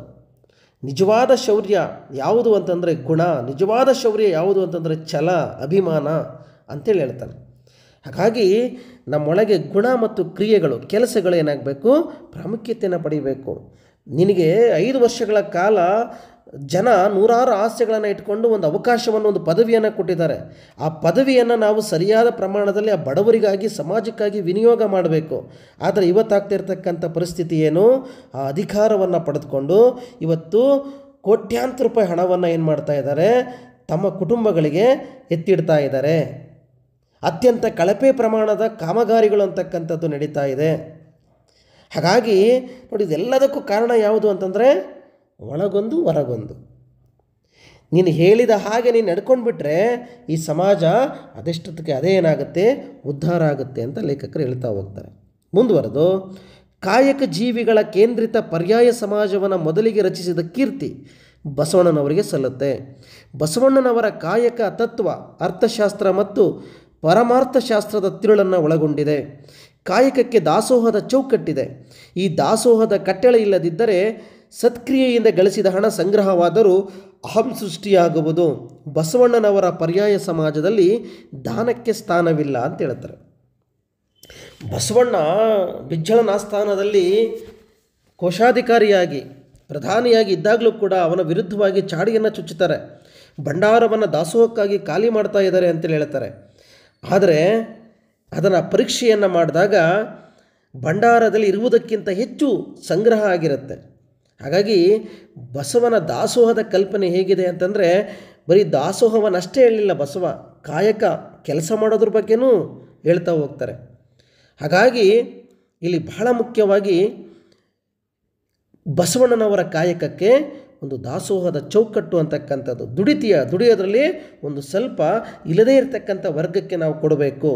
ಆದರೆ ಇಲ್ಲಿ ದಾಸೋಹದಲ್ಲಿ ಏನು ಅಂತಂದರೆ, ಇಲ್ಲಿ ಕೊಡುವವ ಮತ್ತು ಇಸ್ತುಕೊಳ್ತಕ್ಕಂತಹ ಇಬ್ಬರು ವ್ಯಕ್ತಿಗಳು ಕಾಣಿಸೋದಿಲ್ಲ. ಇಲ್ಲಿ ನೀವು ಯಾರಿಗಾದ್ರೂ ದಾನ ಕೊಡ್ತಾ ಇದ್ದೀರಾ ಅಂತಂದರೆ ಕೊಡುವವನಲ್ಲಿ ಅಹಂಕಾರ ಕಾಣಿಸುತ್ತೆ, ಇಸ್ಕೊಳ್ಳೋನಲ್ಲಿ ಏನಾಗುತ್ತೆ, ಒಂದು ರೀತಿಯ ಪಶ್ಚಾತ್ತಾಪ ಕಾಣಿಸ್ತಾ ಇರುತ್ತೆ. ಅಯ್ಯೋ, ನಾನು ಇಸ್ಕೊಳ್ತಾ ಇದ್ದೀನಿ ಅಂತೇಳಿ ಅವನ ಬಗ್ಗೆ ಕೀಳರಿಮೆ ಉಂಟಾಗುತ್ತೆ. ಹಾಗಾಗಿನೇ ದಾನವನ್ನು ಬಸವಣ್ಣನವರ ಪರ್ಯಾಯ ಸಮಾಜದಲ್ಲಿ ನಿರಾಕರಣೆಯನ್ನು ಮಾಡ್ತಾರೆ. ದಾನಕ್ಕೆ ಅವಕಾಶ ಇಲ್ಲ. ಯಾಕಂದರೆ ಕೊಡುವವನಿಗೆ ಅಹಂಕಾರ ಬರುತ್ತೆ, ಇಸ್ಕೊಳ್ತಕ್ಕಂಥವನಿಗೆ ಸಂಕುಚಿತ ಮನೋಭಾವನೆ ಕಾಡುತ್ತೆ. ಆದರೆ ದಾಸೋಹದಲ್ಲಿ ಆಗಲ್ಲ.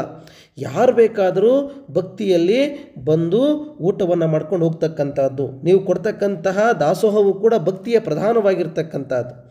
ಈಗ ನೀವು ಯಾವುದೋ ಒಂದು ಮಠಕ್ಕೆ ಅಥವಾ ಯಾವುದೋ ಒಂದು ನೀವು ದೇವಸ್ಥಾನಗಳಿಗೆ ಹೋಗಿ ನಿಮಗಲ್ಲಿ ಅನ್ನಪ್ರಸಾದ ಇರುತ್ತೆ, ದಾಸೋಹ ಇರುತ್ತೆ. ನೀವು ಅಲ್ಲೋಗಿ ಊಟ ಮಾಡ್ತಕ್ಕಂಥವ್ರಿಗೆ ಯಾರೋ ನಮಗೆ ಭಿಕ್ಷೆ ಆಗ್ತಿದ್ದಾರೆ ಅನ್ನೋ ಭಾವನೆ ಇರಲ್ಲ, ಯಾರೋ ಕೊಡ್ತಾ ಇದ್ದಾರೆ ಅನ್ನೋ ಭಾವನೆ ಇರಲ್ಲ. ಹಾಗಾಗಿ ದಾಸೋಹ ಅಂತಕ್ಕಂಥದ್ದೇ ಶ್ರೇಷ್ಠವಾಗಿರ್ತಕ್ಕಂಥದ್ದು.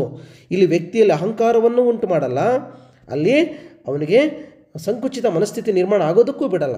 ಹಾಗಾಗಿ ದಾಸೋಹ ಅಂತಕ್ಕಂಥದ್ದು ಈ ಸಮಾಜಕ್ಕೆ ಬೇಕು ಅಂತ ಹೇಳ್ತಾರೆ. ಹಾಗಾಗಿನೇ ದಾಸೋಹಕ್ಕೆ ಮಾನ್ಯತೆಯನ್ನು ಕೊಡ್ತಾರೆ ಹೊರತು ಬಸವಣ್ಣನವರು ಯಾವುದಕ್ಕೆ ಮಾನ್ಯತೆ ಕೊಡಲ್ಲ, ದಾನಕ್ಕೆ ಮಾನ್ಯತೆ ಕೊಡಲ್ಲ. ಯಾಕೆ ದಾನಕ್ಕೆ ಮಾನ್ಯತೆ ಕೊಡಲ್ಲ ಅಂತಂದರೆ, ದಾನ ಕೊಡುವವನಲ್ಲಿ ಅಹಂಕಾರವನ್ನು ಉಂಟು ಮಾಡುತ್ತೆ, ಇಸ್ಕೊಳ್ಳೋವನಲ್ಲಿ ಒಂದು ರೀತಿಯಲ್ಲಿ ಅವನ ಮನೋವೇದನೆಗೆ ಅದು ಕಾರಣ ಆಗುತ್ತೆ ಅಂತ ಹೇಳ್ತಾರೆ. ಮುಂದುವರೆದು, ಬಸವಣ್ಣನವರ ವಿಮೋಚನಾ ಸಿದ್ಧಾಂತದಲ್ಲಿ ಉದ್ದಂಡ ವೃತ್ತಿಗೆ ಮತ್ತು ಬಡ್ಡಿ ಹಣಕ್ಕೆ ಅವಕಾಶವಿಲ್ಲ. ಬಸವಣ್ಣನವರು ಬಡವರಿಗೆ ಹೊಸ ಕಾಯಕ ಕೊಡಲಿಲ್ಲ, ಹೊಸ ಪ್ರಜ್ಞೆ ಕೊಟ್ಟರು. ಬಸವಣ್ಣನವರು ಬಿಜ್ಜಳನ ರಾಜ್ಯ ಶಕ್ತಿಯನ್ನು ಪ್ರಶ್ನಿಸಲಿಲ್ಲ. ಅರ್ಥ ಸಚಿವರಾಗಿ, ಪ್ರಧಾನಿಯಾಗಿ ಬಿಜ್ಜಳನ ಭಂಡಾರ ತುಂಬಿ ತುಳುಕುವಂತೆ ಮಾಡಿದರು. ಕಾಯಕದ ಮಹತ್ವ ಸಾರಿ ಜನದುಡಿಮೆಯ ಮೂಲಕ ಸಮೃದ್ಧ ಜೀವನ ನಡೆಸುವಂತೆ ಮಾಡಿದರು ಅಂತ ಹೇಳ್ತಾರೆ. ಅಂದರೆ ಬಸವಣ್ಣನವರ ವಿಮೋಚನಾ ಸಿದ್ಧಾಂತ ಏನು ಹೇಳುತ್ತೆ, ಉದ್ದಂಡ ವೃತ್ತಿ ಮತ್ತು ಬಡ್ಡಿ ಹಣಕ್ಕೆ ಅವಕಾಶ ಇಲ್ಲ ಅಂತಾರೆ. ಬಸವಣ್ಣನವರ ಪರ್ಯಾಯ ಸಮಾಜದಲ್ಲಿ ಯಾವುದಕ್ಕೆ ಅವಕಾಶ ಇಲ್ಲ, ಬಡ್ಡಿ, ನೀವು ಸಾಲ ಕೊಡೋದಕ್ಕೆ ಅವಕಾಶ ಇಲ್ಲ. ಉದ್ದಂಡ ವೃತ್ತಿ ಅಂತಂದರೆ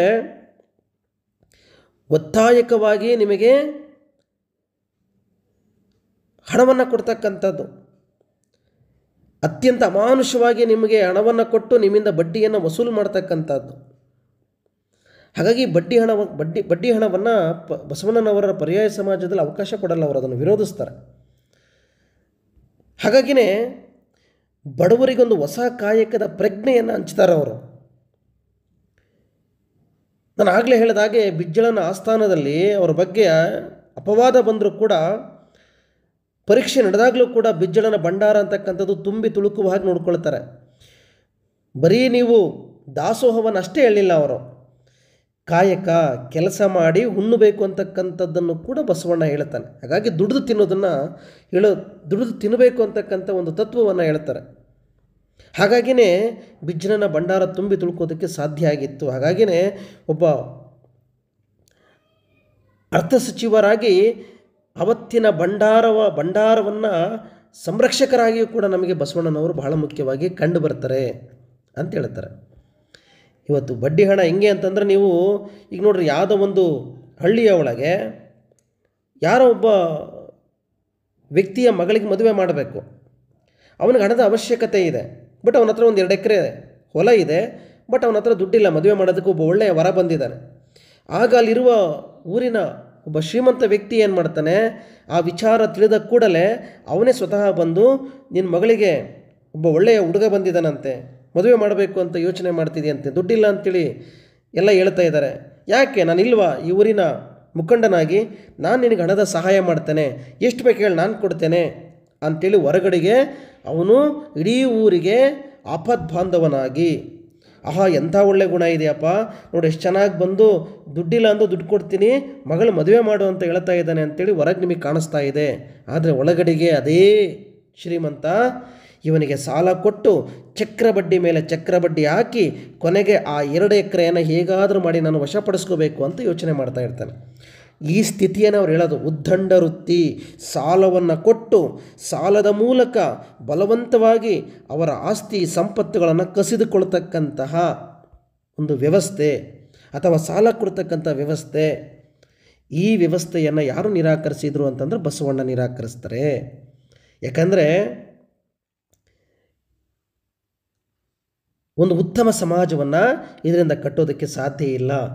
ಇಲ್ಲಿ ಸ್ವಾರ್ಥ ಮನಸ್ಥಿತಿ ಅಂತಕ್ಕಂಥದ್ದು ಕಂಡು ಬರುತ್ತೆ. ತಾನು ಮಾತ್ರ ಚೆನ್ನಾಗಿರಬೇಕು, ಇನ್ನೊಬ್ಬರಿಗೆ ಏನೇ ಆದರೂ ಕೂಡ ನನಗದಕ್ಕೂ ಸಂಬಂಧ ಇಲ್ಲ ಅನ್ನೋ ಹಾಗೆ ಬದುಕ್ತಕ್ಕಂಥ ಮನಸ್ಥಿತಿ ಅಪಾಯಕಾರಿಯಾಗಿರ್ತಕ್ಕಂಥದ್ದು ಅಂತೇಳಿ ಹೇಳ್ತಾರೆ.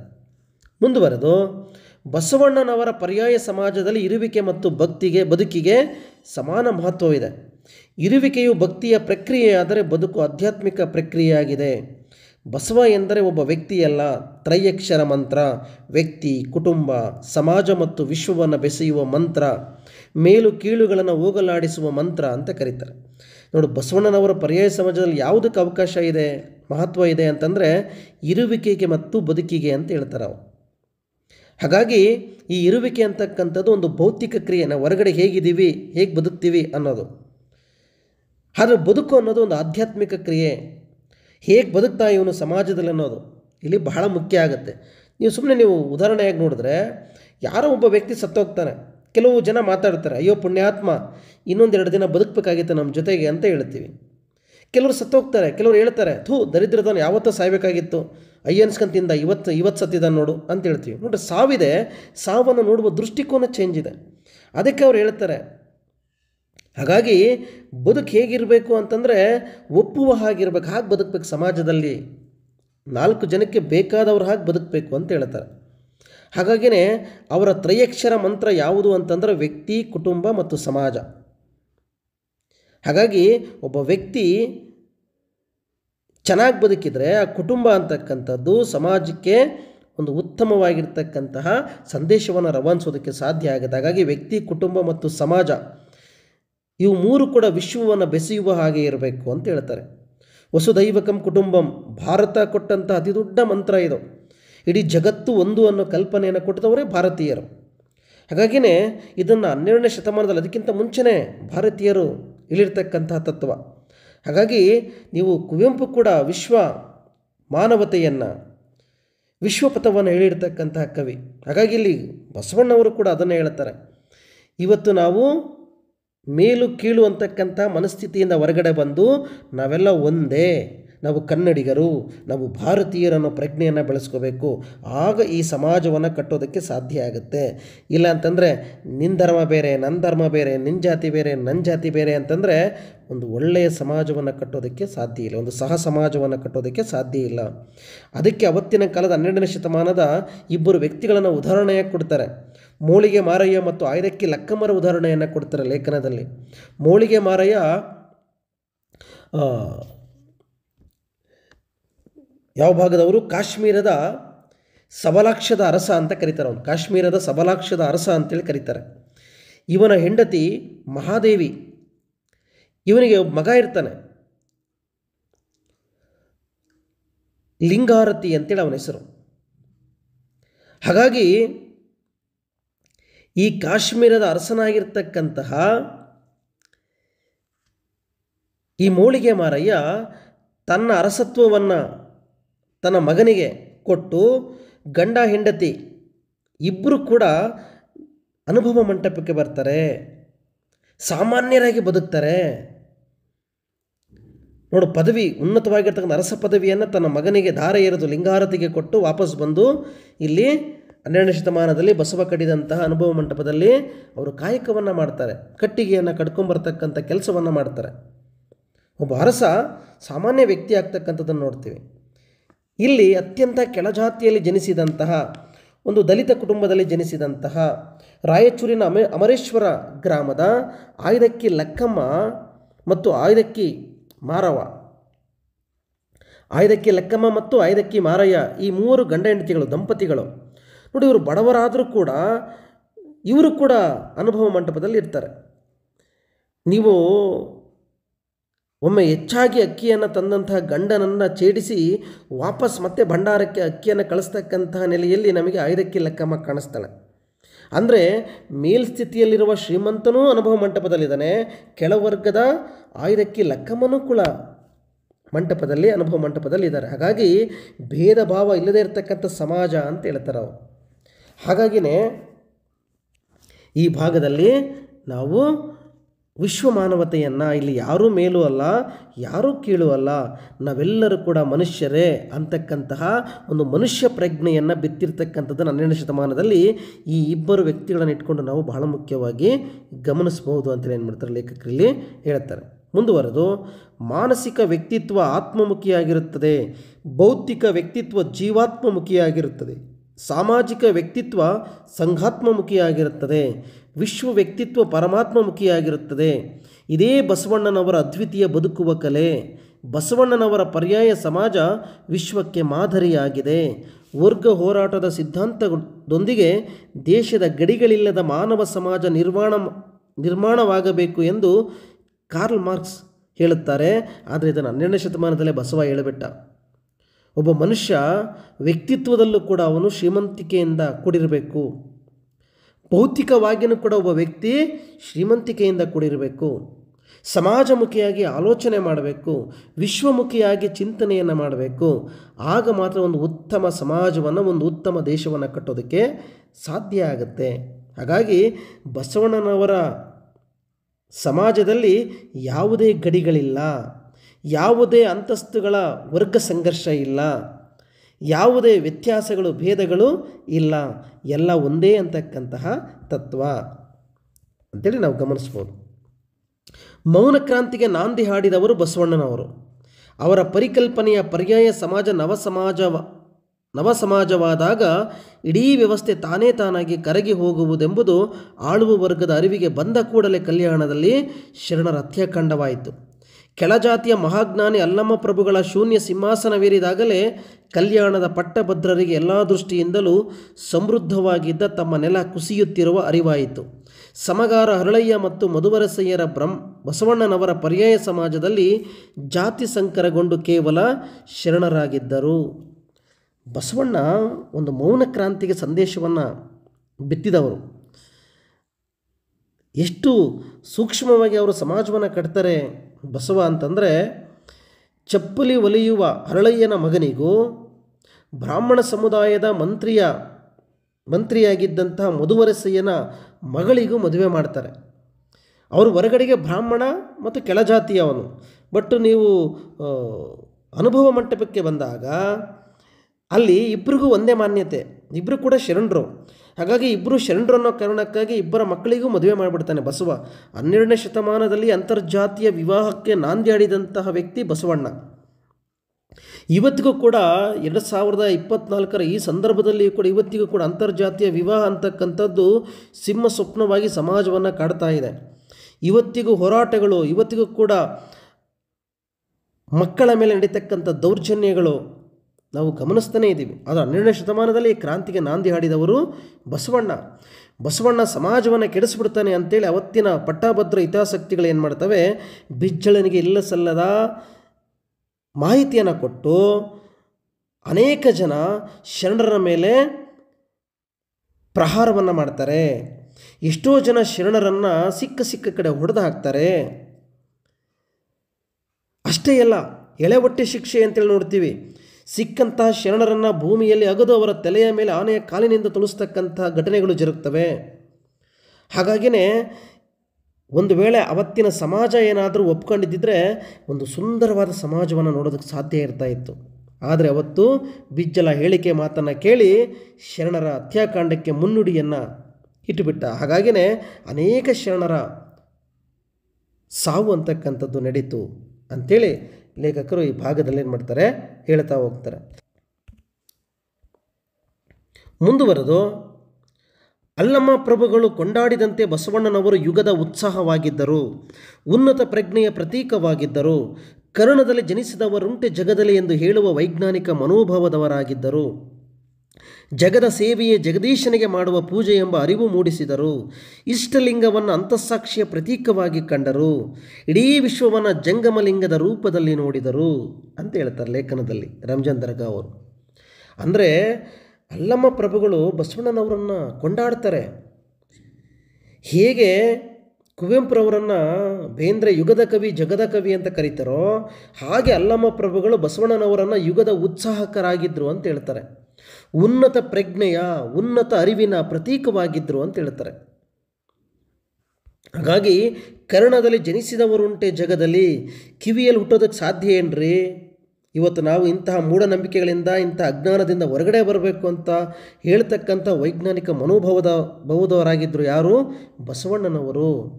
ಹಾಗಾಗಿ ಇಲ್ಲಿ ಅಂತರಂಗ ಬಹಿರಂಗದ ಏಕತೆಯ ಕುರಿತು ಇಡೀ ವಿಶ್ವವನ್ನು ಜಂಗಮ ಲಿಂಗದ ರೂಪದಲ್ಲಿ ನೋಡಿದವರು ಯಾರು ಅಂತಂದರೆ ಬಸವಣ್ಣನವರು. ಕೊನೆ ಅಂಶವನ್ನು ನಾವು ಗಮನಿಸೋದಾದರೆ, ಬಸವ ರಾಜ್ಯದ ಸಿರಿಯು, ಬಸವ ಬಡವರ ನಿಧಿಯು ಎಂದು ಜನಪದ ಕವಿಯೊಬ್ಬ ಮನದುಂಬಿ ಹೇಳಿದ್ದಾನೆ. ಬಸವಣ್ಣನವರು ಅರ್ಥಸಚಿವರಾಗಿ ಪ್ರಧಾನಿಯಾಗಿ ಕರ್ತವ್ಯಚ್ಯುತರಾಗದೆ ಬಿಜ್ಜಳನ ಭಂಡಾರ ತುಂಬಿ ತುಳುಕುವಂತೆ ಮಾಡಿದ್ದಾರೆ. ಬಸವಣ್ಣನವರ ಪರ್ಯಾಯ ಸಮಾಜ ವ್ಯವಸ್ಥೆಯಲ್ಲಿ ಮೇಲು ಕೀಳುಗಳಿಲ್ಲ. ಕಾಯಕವೆಂಬುದು ಬಸವಣ್ಣನವರ ಪರ್ಯಾಯ ಸಮಾಜದ ಆಧಾರ ಸ್ತಂಭವಾಗಿ ನಾವು ಗಮನಿಸ್ತೀವಿ. ಆದರೆ ಸಂಪತ್ತಿನ ಸಂಗ್ರಹಣೆ ಮತ್ತು ಬಡ್ಡಿ ವ್ಯವಹಾರದ ಮೇಲೆ ಇಂದಿನ ಆಧುನಿಕ ಜಗತ್ತು ಅಂತಕ್ಕಂಥದ್ದು ನಿಂತಿರ್ತಕ್ಕಂಥದ್ದನ್ನು ನಾವು ನೋಡ್ತಾ ಬರ್ತಾ ಇದ್ದಾವೆ. ಸಂಪತ್ತಿನ ಶೇಖರಣೆ ಮತ್ತು ವಿಸ್ತರಣೆ ಮಾಡುವವರಿಗೆ ಯಾವುದೇ ಮೌಲ್ಯಗಳಿಲ್ಲ. ಹೀಗೆ ಲೇಖನದಲ್ಲಿ ಬಸವಣ್ಣನವರ ದಾಸೋಹ ಪ್ರಜ್ಞೆ, ಆಧ್ಯಾತ್ಮಿಕ ದೃಷ್ಟಿಕೋನ, ಇಷ್ಟಲಿಂಗ ಪ್ರಜ್ಞೆ, ಕಾಯಕ ತತ್ವ, ಗುರುಲಿಂಗ ಜಂಗಮ ಸ್ವರೂಪವನ್ನು ಲೇಖಕರು ಹೀಗೆ ವಿಶಿಷ್ಟ ರೀತಿಯಲ್ಲಿ ಕಟ್ಕೊಟ್ಟಿರ್ತಕ್ಕಂಥದ್ದನ್ನು ನಾವಿಲ್ಲಿ ಕಾಣಬಹುದು. ಹಾಗಾಗಿಯೇ ಬಸವಣ್ಣನವರ ಪರ್ಯಾಯ ಸಮಾಜದ ಆಧಾರ ಸ್ತಂಭ ಅಂದರೆ ಕಾಯಕ. ದುಡಿದು ತಿನ್ನಬೇಕು. ದುಡಿದು ತಿಂದಾಗ ಯಾವತ್ತೂ ಕೂಡ ಏನಾಗುತ್ತೆ, ಆ ಸಮಾಜ ಅಂತಕ್ಕಂಥದ್ದು ಮೇಲ್ಮುಖವಾಗಿ ಸಾಗತ್ತೆ. ನಿಮಗೆ ಎಲ್ಲವೂ ಫ್ರೀ ಸಿಕ್ಕಿಬಿಟ್ರೆ ಆ ಸಮಾಜ ದುಡ್ಡು ತಿನ್ನೋರು ಏನು ಮಾಡ್ತಾರೆ, ಮೂಲೆ ಸೇರಿಬಿಡ್ತಾರೆ. ಹಾಗಾಗಿ ನೀವು ಅವರಲ್ಲಿ ದುಡಿದು ತಿನ್ನುವ ಒಂದು ಅಂತಃಶಕ್ತಿಯನ್ನು, ಒಂದು ಬದುಕನ್ನು ನಾವು ನಿರ್ಮಾಣ ಮಾಡಿಕೊಟ್ರೆ ಆ ಸಮಾಜ ಏನಾಗುತ್ತೆ, ಮೇಲ್ಸ್ಥಿತಿಯ ಕಡೆಗೆ ಹೋಗುತ್ತೆ. ಹಾಗಾಗಿ ಆದರೆ ಇವತ್ತೇನಾಗ್ತಿದೆ ಅಂತಂದರೆ ಸಂಪತ್ತು ಅಂಥದ್ದು ಒಂದು ಕಡೆ ಶೇಖರಣೆ ಆಗ್ತಾಯಿದೆ. ಇವತ್ತು ಯಾರತ್ತ ಸಂಪೂರ್ಣ ಶೇಖರಣೆ ಆಗ್ತಾ ಇದೆಯೋ ಅವರು ಯಾವುದೇ ಮೌಲ್ಯಗಳನ್ನು ಇಟ್ಕೊಳ್ತಾ ಇಲ್ಲ. ಹಾಗಾಗಿ ಇವತ್ತು ಈ ಹಣ ಇವತ್ತು ಲಕ್ಷಾಂತರ ಮಕ್ಕಳು ತಾಯಂದಿರ ಹಣೆಬರಹಗಳನ್ನು ಚೇಂಜ್ ಮಾಡ್ತಾ ಇದೆ. ಅವರ ಬದುಕನ್ನು ನರಕ ಸದೃಶ್ಯವಾಗಿ ರೂಪಿಸ್ತಾ ಇದೆ. ಇವತ್ತು ಭಯಾನಕವಾಗಿರ್ತಕ್ಕಂಥ ಅಸ್ತ್ರಗಳು ಜಗತ್ತನ್ನು ಆಳ್ತಾ ಇದ್ದಾವೆ. ಇವತ್ತು ನಡೀತಾ ಇರ್ತಕ್ಕಂತಹ ನೀವು ಘಟನೆಗಳು ನೋಡಿರಿ. ಇವತ್ತು ನೀವು ಪ್ರಸ್ತುತ 2024-25 ನೀವು ರಷ್ಯಾ ಉಕ್ರೇನ್ ಆಗಿರ್ಬೋದು, ಇಸ್ರೇಲ್ ಮತ್ತು ಇತರೆ ಮುಸ್ಲಿಂ ರಾಷ್ಟ್ರಗಳ ನಡುವೆ ನಡೀತಕ್ಕಂಥ ಘಟನೆಗಳಾಗಿರ್ಬೋದು, ಈ ಘಟನೆಗಳನ್ನು ನಾವು ಸೂಕ್ಷ್ಮವಾಗಿ ಗಮನಿಸಿದರೆ ಒಂದು ಧರ್ಮದ ಕಾರಣಕ್ಕಾಗಿ ನಡೀತಾ ಇರತಕ್ಕಂತಹ ಯುದ್ಧಗಳು, ಇನ್ನೊಂದು ಕಡೆ ಆರ್ಥಿಕ ಸಂಕೇತ, ಒಂದು ಭೂಮಿಗಾಗಿ ನಡೀತಾ ಇರತಕ್ಕಂತಹ ಭೂಮಿಯನ್ನು ವಶಪಡಿಸಿಕೊಳ್ಳುವ ಆರ್ಥಿಕತೆಯ ಮೂಲ, ಅಂದರೆ ಇವತ್ತು ಈ ಹಣ, ಧರ್ಮ, ಜಾತಿ ಇವು ಎಲ್ಲವೂ ಹೇಗೆ ಸಮಾಜವನ್ನು ಇನ್ನಷ್ಟು ನರಳಿಸ್ತಾ ಇದ್ದಾವೆ, ಮನುಷ್ಯನ ಆಸೆ ಅಂತಕ್ಕಂಥದ್ದು ಹೇಗೆ ಇನ್ನಷ್ಟು ಪ್ರಬಲವಾಗಿ ಸಮಾಜವನ್ನು ದುಸ್ಥಿತಿಗೆ ತಳ್ತಾ ಇದೆ ಅಂತಕ್ಕಂಥದ್ದನ್ನು ನಾವು ಈ ಲೇಖನದ ಮೂಲಕ ಅರ್ಥ ಮಾಡ್ಕೋಬಹುದು. ಹಾಗಾಗಿಯೇ ಒಂದು ಉತ್ತಮ ಸಮಾಜವನ್ನು ಕಟ್ಟಬೇಕು ಅಂತಂದರೆ ನಾವೆಲ್ಲರೂ ಕೂಡ ಮೊದಲು ಏನಾಗಬೇಕು ಅಂತಂದರೆ ಅಂತರಂಗ ಬಹಿರಂಗವನ್ನು ಒಂದು ಮಾಡಬೇಕು. ಒಳಗೆ ಹೇಗೆ ಯೋಚನೆ ಮಾಡ್ತೀವಿ ಹೊರಗೆ ಹಾಗೆ ಬದುಕಬೇಕು. ಆದರೆ ಇವತ್ತು ನಾವೆಲ್ಲ ಏನು ಮಾಡ್ತೇವೆ, ಹೊರಗಡೆಗೆ ಸೆಲ್ಫಿ ತೆಗೆದು ಯಾರಿಗೂ ದಾನ ಮಾಡಿದ್ದೀವಿ ಅಂತ ತೋರಿಸ್ತೀವಿ, ಆದರೆ ಆಮೇಲೆ ಹೋಗ್ಬಿಟ್ಟು ಅದೇ ದಾನವನ್ನು ಕೈಯಲ್ಲಿಸ್ಕೊಂಡು ವಾಪಸ್ ಬಂದಿರ್ತೇವೆ. ಹಾಗಾಗಿನೇ ಹೇಳ್ತಾರೆ ಇವತ್ತು ತೋರಿಕೆ ಜೀವನದಲ್ಲಿ ಬದುಕ್ತಾ ಇದ್ದಾವೆ. ಹಾಗಾಗಿ ಒಂದು ಉತ್ತಮ ಸಮಾಜ ನಿರ್ಮಾಣ ಆಗಬೇಕು ಅಂತಂದರೆ ಮೊದಲು ನಾವು ಒಳಗೂ ಹೊರಗೂ ಒಂದಾಗಬೇಕು. ನಾನು ಆಗಲೇ ಹೇಳಿದ ಹಾಗೆ ಒಬ್ಬ ಸನ್ಯಾಸಿ ಹೇಗಿರಬೇಕು ಸಮಾಜಕ್ಕೆ ಅಂತಂದರೆ ಸರ್ವಸಂಗ ಪರಿತ್ಯಾಗಿ, ಯಾವುದರ ಪರವಾಗಿಯೂ ಇರಬಾರ್ದು, ಅವನು ಎಲ್ಲರ ಪರವಾಗಿ ಇರಬೇಕು. ಆದರೆ ಇವತ್ತಿರ್ತಕ್ಕಂತಹ ನೀವು ಸನ್ಯಾಸಿಗಳು, ಸ್ವಾಮಿಗಳು ಹೇಗಿದ್ದಾರೆ ಅಂತಂದರೆ ಒಂದು ಜಾತಿಯ ವಕ್ತಾರರ ಹಾಗೆ ವರ್ತಿಸ್ತಾ ಇದ್ದಾರೆ, ಒಂದು ಧರ್ಮದ ವಕ್ತಾರರ ಹಾಗೆ ವರ್ತಿಸ್ತಾ ಇದ್ದಾರೆ. ಇವತ್ತು ಬಹಳ ಮುಖ್ಯವಾಗಿ ರಾಜಕಾರಣಿಗಳ ಜೊತೆ ಸೇರಿ ಅವರು ಮಾಡ್ತಾ ಇರ್ತಕ್ಕಂಥ ಕೆಲಸಗಳು ಇವತ್ತು ಬಹಳ ಮುಖ್ಯವಾಗಿ ಏನಾಗಬೇಕು, ಒಂದು ವಿಶ್ವಪ್ರಜ್ಞೆಯನ್ನು ಬೆಳೆಸ್ಕೋಬೇಕಾಗಿದೆ. ಇವತ್ತು ಯಾಕೆ ನಮ್ಮಲ್ಲಿ ಎಷ್ಟೋ ಸ್ವಾಮಿಗಳು, ಸಾವಿರಾರು ಸಂಖ್ಯೆಯಲ್ಲಿ ಸ್ವಾಮಿಗಳು ಸಿಗ್ತಾರೆ, ಆದರೆ ಇವತ್ತು ನಾವು ಸ್ವಾಮಿಗಳು 3-4 ಜನರ ಹೆಸರನ್ನು ಯಾಕೆ ಹೇಳ್ತೇವೆ ಅಂತಂದರೆ ಅವರು ಹಾಗೆ ಬಾಳಿ ಬದುಕಿದಂಥವರು. ಹಾಗೆ ಉಳಿದವರು ಕೂಡ ಹಾಗೆ ಬಾಳಿ ಬದುಕೋದನ್ನು ಕಲಿತ್ರೆ ಒಂದು ಉತ್ತಮ ಸಮಾಜ ಕಟ್ಬೋದು ನಾವು. ಇಲ್ಲ ಅಂತಂದರೆ ಒಳಗೊಂದು ಹೊರಗೊಂದು, ಹೊರಗೆ ನಾವೆಲ್ಲ ವೇಷಭೂಷಣ ಹಾಕ್ಕೊಂಡು ಪ್ರದರ್ಶನ ಮಾಡ್ತಾ ಒಳಗೆ ನಾವು ಕ್ರೂರ ಮೃಗವಾಗಿ ವರ್ತಿಸ್ತಾ ಇದ್ದರೆ ಒಂದು ಸಮಾಜವನ್ನು ಕಟ್ಟಕ್ಕಾಗಲ್ಲ. ಇದೇ ಬಸವಣ್ಣ 12ನೇ ಶತಮಾನದಲ್ಲಿ ಕಟ್ಟಿದಂತಹ ಒಂದು ಪರ್ಯಾಯ ಸಮಾಜ. ಆದರೆ ಆ ಸಮಾಜವನ್ನು ಕುರಿತು ರಂಜನ್ ದರ್ಗಾ ಅವರು ಈ ಲೇಖನದಲ್ಲಿ ಚರ್ಚೆ ಮಾಡ್ತಾ ಹೋಗ್ತಾರೆ. ಹಾಗಾಗಿ ಈ ಥರದೊಂದು ನವ ಸಮಾಜ ಅಂತಕ್ಕಂಥದ್ದು ಪ್ರಸ್ತುತ ಕಾಲಕ್ಕೆ ಬಹಳ ಅಗತ್ಯ ಇದೆ. ಯಾಕಂದರೆ ಇವತ್ತು ಎಲ್ಲಿ ನೋಡಿದರೂ ಕೂಡ ಇವತ್ತು ಮನುಷ್ಯ ಬಹಿರಂಗವಾಗಿ ಮಾತ್ರ ಅವನು ಬದುಕನ್ನು ನಡೆಸ್ತಾ ಇದ್ದಾನೆ, ಆದರೆ ಆಂತರಂಗಿಕವಾಗಿ ಅವನು ತನವನ್ನು ಕಳ್ಕೊಳ್ತಾ ಇದ್ದಾನೆ ಅನ್ನೋದನ್ನು ಲೇಖನದಲ್ಲಿ ಬಸವಣ್ಣನವರ ಪರ್ಯಾಯ ಸಮಾಜದ ಹಿನ್ನೆಲೆಯಲ್ಲಿ ಚರ್ಚೆ ಮಾಡ್ತಾರೆ. ಬಹಳ ದೀರ್ಘ ಆಯಿತು ಅಂತ ಅಂದ್ಕೊಳ್ತೀನಿ, ಒಂದು 40 ನಿಮಿಷಕ್ಕಿಂತ ಹೆಚ್ಚಿಗೆ, ಯಾಕಂದರೆ ಪಠ್ಯ ಇರೋದೇ ಹಾಗೆ ಬಹಳ ಮುಖ್ಯವಾಗಿರ್ತಕ್ಕಂಥ ಸಂಗತಿಗಳನ್ನು ರಂಜನ್ ದರ್ಗಾ ಅವರು ಈ ಲೇಖನದಲ್ಲಿ ಚರ್ಚೆ ಮಾಡ್ತಾರೆ. ಹಾಗಾಗಿ ವಿದ್ಯಾರ್ಥಿಗಳಾಗಿರ್ತಕ್ಕಂಥ ಎಲ್ಲರೂ ಕೂಡ ಯಾಕೆ ಬಹಳ ಮುಖ್ಯ ಆಗುತ್ತೆ ಈ ಲೇಖನ ಅಂತಂದರೆ ನಾಳೆ ಈ ಸಮಾಜವನ್ನು ಕಟ್ಟುವವರು, ಬೆಳೆಸುವವರು ನೀವೇ. ಹಾಗಾಗಿ ಆ ಸಮಾಜ ಹೇಗಿರಬೇಕು ಅನ್ನೋದನ್ನು ರಂಜನ್ ದರ್ಗಾ ಅವರು ಬಹಳ ಚೆನ್ನಾಗಿ ಲೇಖನದಲ್ಲಿ ಚರ್ಚೆ ಮಾಡ್ತಾರೆ. ಈ ಅಂಶಗಳನ್ನು ಹೇಳಲೇಬೇಕು. ಹಾಗಾಗಿ ನಿಮಗೆ ಅರ್ಥ ಆಗಿದೆ ಅಂತೇಳಿ ಭಾವಿಸ್ತೀನಿ. ಏಕಾಗ್ರತೆಯಿಂದ ನೀವು ಈ ಅಂಶಗಳನ್ನು ನೀವು ಮತ್ತೆ ಮತ್ತೆ ಚರ್ಚೆ ಮಾಡಿದರೆ ನಿಮಗೆ ಈ ಲೇಖನ ಸರಳವಾಗಿ ಅರ್ಥ ಆಗುತ್ತೆ. ಪರೀಕ್ಷಾ ದೃಷ್ಟಿಯಿಂದಲೂ ಕೂಡ ಬಹಳ ಮುಖ್ಯ. ಒಟ್ಟಾರೆ ಈ ಲೇಖನವನ್ನು 12 ಅಂಶಗಳನ್ನು ಇಟ್ಕೊಂಡು ನಾನು ಚರ್ಚೆ ಮಾಡಿದ್ದೇನೆ. ಪರೀಕ್ಷೆಗೆ ನಿಮಗೆ ಇಷ್ಟು ಸಾಕು ಅಂತ ಅನಿಸುತ್ತೆ. ಮುಂದಿನ ತರಗತಿಯಲ್ಲಿ ಮತ್ತೊಂದು ಪಠ್ಯವನ್ನು ಕುರಿತು ನಾವು ಚರ್ಚೆ ಮಾಡೋಣ. ನಮಸ್ಕಾರ.